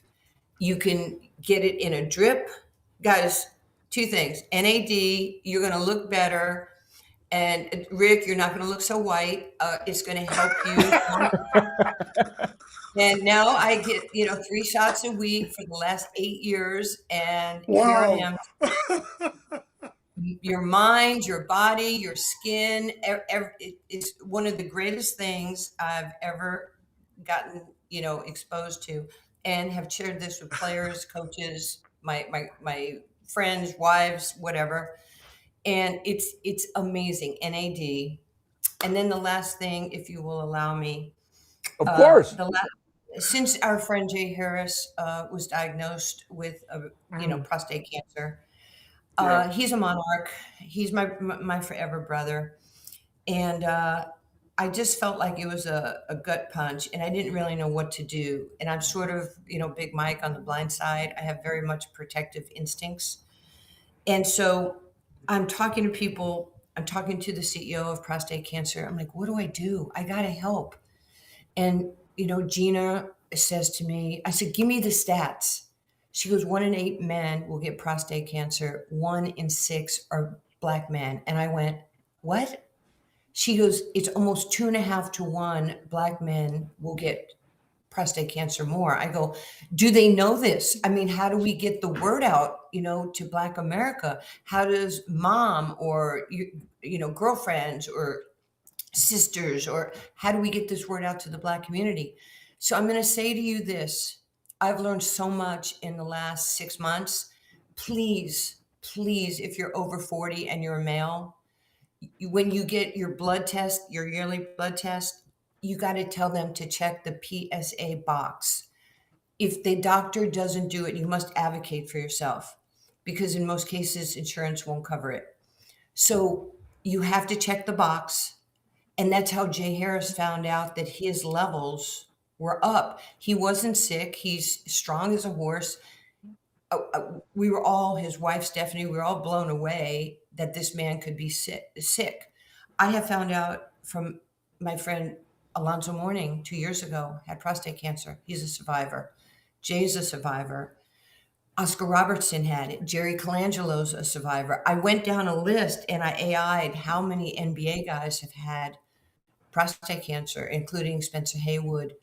The list is enormous. So what I'm going to say to you is please go get tested once a year. As Alonzo and Jay has said, I think the misconception is that they do that digital exam, with the glove, and you don't get touched anymore. It's all about technology. Okay. You'll get a scan and they don't have to lay their hands on you, but your family needs you. And then the other thing was who's from Canada, you said on this, did you say somebody on the Dwight Walton? Okay. Yes. Okay, Michael Ray Richardson not only was my teammate in the USBL with Jeff Houston in 1987, but they were so pissed off that there was a chick in the league, they made me room with Michael Ray Richardson. This is a true story. So I was like, I want to play so bad, I'm willing to room with you on the road. And one night, I get up, I go to the restroom, and I was so angry, and I was in my 20s. I flip all the lights in the room and I go, Michael, get up. And he's like, what? And he had a speech impediment. He's like, what? He was like, what happened? I go, get up right now. And he turns on the lights. He goes, what did I do?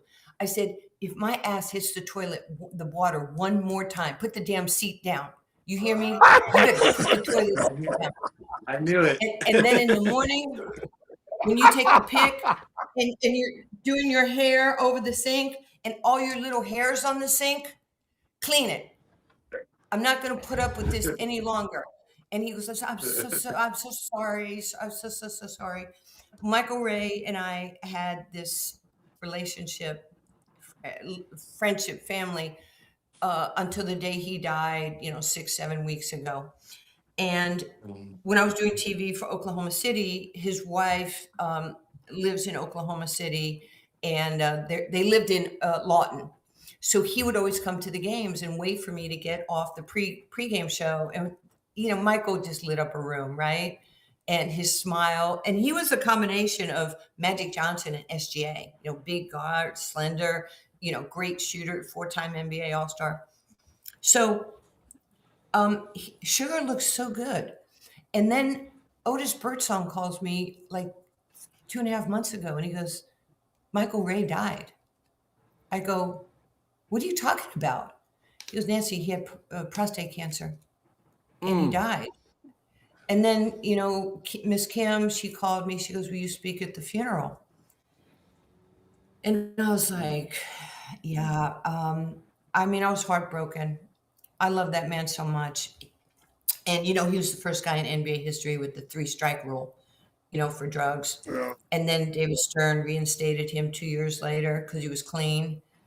And then he said, you can come back to the league. He goes, nope, I'm going to play in the USBL. Then I'm going to go to Europe, where he won 4 championships as a player, retired at 46. Then went to the CBA, won championships as a coach, went to Canada, won championships as a coach.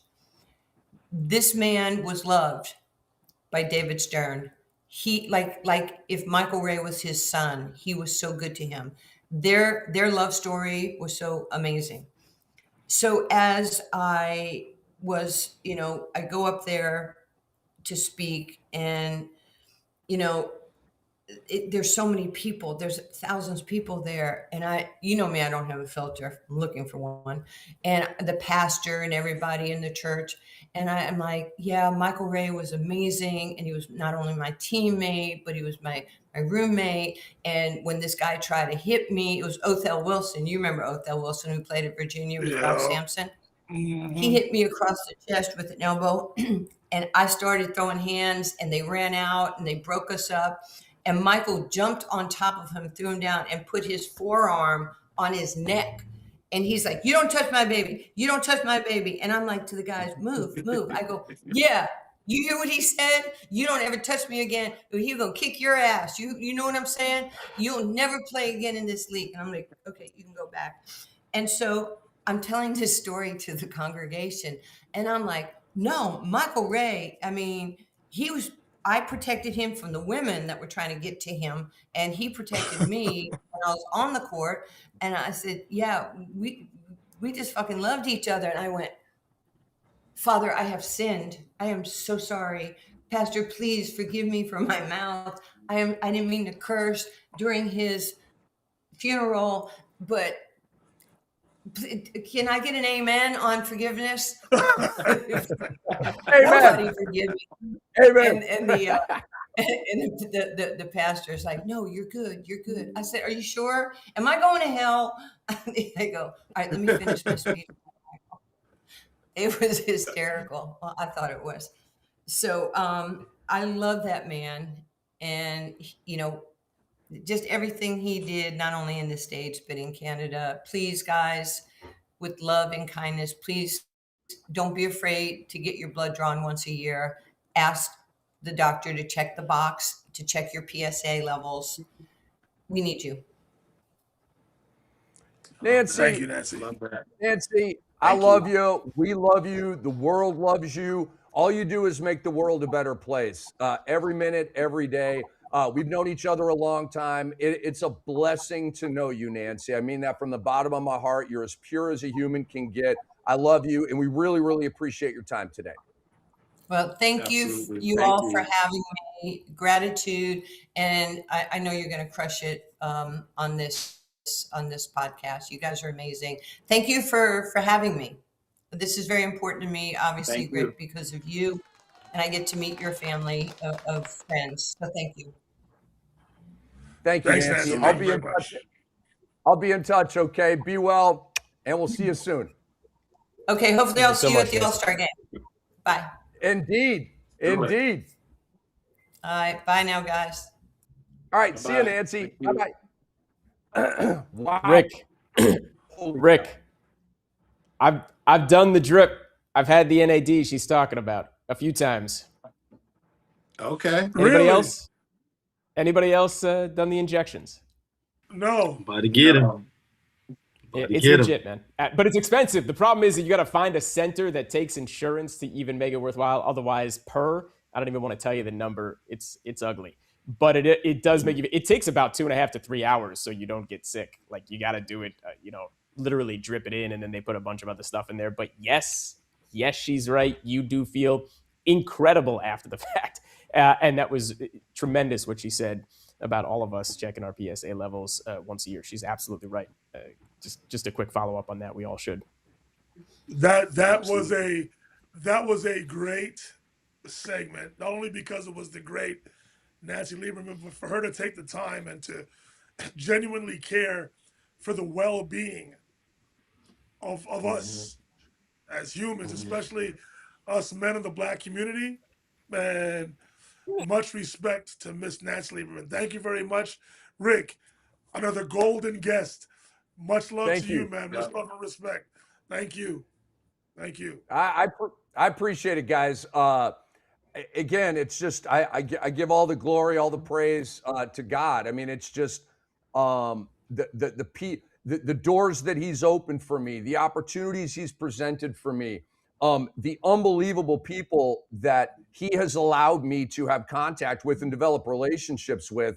I mean, I always said that absolutely positively.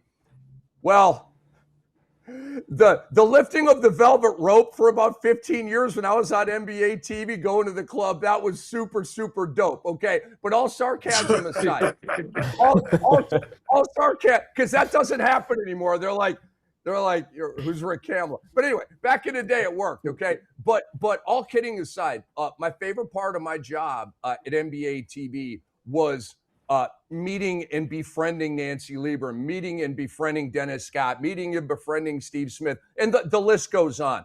And, I'm not like some arrogant name dropper. It's just like, Bill Walton, I developed a great relationship. Rick Barry, still have a great relationship. We just had him on the show, right? So I just give it to God, man. He's put me in these situations, and I've just like dove into them, right? And did it the right way. I mean, you got to know the ball player temperament, and all that kind of stuff. But most of these ball players are, they're really cool. They're really nice. They're really grateful. They're believers. They're followers as well. And so, just love Nancy Lieberman, and I'm gonna circle back with her and try to work something out for All-Star Week, guys. We are a couple hours in. This has been one of the all-time be surface bangers right here. We had the great Derrick Rose debate of 2026. We had Law Murray who killed it. We had Nancy Lieberman who killed it. So, fellas, I think we end the show here with the rants. Okay. I want to go first. B-Dot always goes last. So I want to hit you guys with my rant. It's about Zion Williamson. And you guys saw the recent news about Zion, that he basically got fired by Jordan Brand. His signature shoe line is coming to an end, not renewing his contract. His contract's going to expire later on this year. Legion Hoops asked this question: sneaker free agent? Question mark. Yeah, he's going to be a sneaker free agent, but this development is a mosquito going splat on your windshield compared to Steph Curry becoming a sneaker free agent, which is like a whale landing in your swimming pool. Okay, that's a huge story. Zion, I don't know. Does New Balance have any room? Does Reebok have? I'm just kidding. But Zion getting fired by Jordan Brand is expected. I was actually surprised that he still had a signature shoe deal. No sarcasm there. Back to sarcasm. I was like, Zion still has a shoe deal? When's the last time? Have you ever seen anybody rock a pair of Zions? Have you? Go ahead and rock the Zions. I ain't mad at you, but just know they're going to make you spend the rest of your career in rehab if you go buy the Zion 1s, 2, 3s, or 4s. Zion Williamson signed a 7-year, $75 million contract with Jordan Brand in 2019. And here we are 7 years later, and we're pulling the plug on you, bro. At the time, it was the largest rookie contract in footwear history, okay? Let this be a case study for young budding superstar types, okay? If you're a grinder and a role player, this doesn't apply to you. Zion's one of the most hyped athletes in North American history, not just basketball, okay? And obviously it hasn't worked out. Hey, he hasn't backed up the hype, but he was hyped like Wemby, LeBron, Shaq. Like the hype was gigantic, okay? So superstar types, Darren Peterson, AJ Dybantsa, you are going to blow up as soon as you get to the league. Gatorade's going to want you. Nike's going to want you. Adidas is going to want you. Cooper Flag and New Balance are going to come after you. iPhone's going to want a piece of you, okay? And all these huge brands are going to want you and pay you. That's great. Good for you. Good for your families. But do not play the Zion card. Do not let it go to your head. Do not let it cause you to think that you've made it or that you can throttle back because you already have generational wealth before you even play your first NBA game. All of this stuff, all of these trappings, Zion fell right in them, okay? Zion let the hype, the fame, contracts, the distractions off the court lose his way. Constantly out of shape. And when that's the case, especially with a high maintenance player like Zion Williamson. You break down time after time after time. Getting into legit NBA superstar shape takes full dedication all day, every day, 24/7, 365. No breaks, no cheat weeks, no cheat months, no cheat off seasons where you billow to 320 pounds. Okay? There's no cheating at all. Live in the gym, change your diet, get into crispy shape, and then you'll be able to sustain yourself and share God's gifts with the world. God wants us to master the gifts and the blessings that he gives us so we can use them to make the world a better place. Touch people like Nancy Lieberman does. Inspire people, okay? Make them happy. Zion has taken his gifts and his blessings for granted, like they would always be there no matter what. And when he stopped working hard enough to sustain or proliferate that greatness, here's what we have. A guy that plays half of every season. And so check this out. I want you guys to Zion has not improved in one area since joining the league. Not one. Okay? Let's talk about his tool belt. And I will say this, Zion came into this year in visibly better shape. It's about time, bro. You'd still be a Jordan Brand guy if you'd done that 5 years ago. Okay? Little bit too little, too late, in my opinion. Let's talk about his tool belt. Zion Williamson shot 43% from three as a rookie. It was a very, very small sample size, but 43%. Zion shot 37% from three in his fourth season, again, small sample size. 3 years since, his percentages have dropped from 33 to 23 to 0. He is 0 for 3 from three-point range this year. He has completely given up on the three ball like Ben Simmons because he isn't putting in the work on it. The preparation leads to confidence, which leads to performance. And he has thrown the towel in on the three ball. Free throw shooting. He's a 69% career foul shooter, which sucks. And this year, guess what, guys? He's at 69%. Okay? No jokes. He has regressed significantly in rebounds and assists this year, which are down to 6 rebounds and 3 assists per game. Yuck.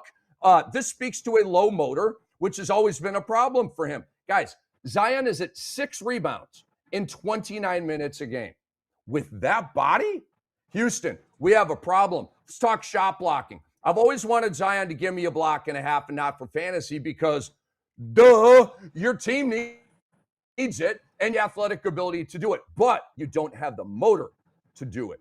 Zion Williamson for his career is averaging 0.6 blocks per game. This year, 0.6 blocks per game. For all you young hotshots out there, dive into Kobe Bryant and the Mamba mentality. No cliches. None. Okay? Dive into it. Own those principles. You will be great. No player in the history of basketball merged talent and hard work better than Kobe Bryant. None. Nobody. He's number one. He's the GOAT in that area. And for young hotshots, the example of who not to follow, who not to emulate, and the traps you don't want to fall in, it's Zion Williamson. All right, Dr. X, what's your rant here today? I got no rants, Rick. I'm just enjoying hearing all the things you're saying about Zion and really enjoyed the show today. So thank you. Appreciate it, Doc. Appreciate it.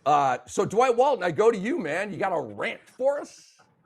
It's not really a rant today, fellas. I just want to applaud Seattle Seahawks quarterback Sam Darnold.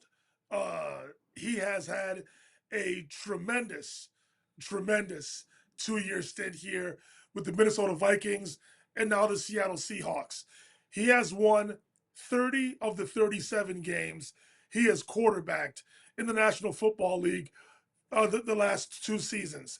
He was basically left for dead. And I understand his tenure with the New York Jets and the the Carolina Panthers wasn't very good. I forget the teams he was with before that. He started to improve with the San Francisco 49ers, but then his career turned around with the Minnesota Vikings and the Seattle Seahawks. And we treat this quarterback, or should I say, the media and some of the fans treat Sam Darnold as if he's 38 and on the back 9 of his career. He is 28 years old. He still hasn't reached his prime yet. He is going down as one of the best quarterbacks currently in the National Football League and has a legitimate shot at being a Super Bowl champ in a couple of weeks from now in San Francisco. I want to applaud his resilience.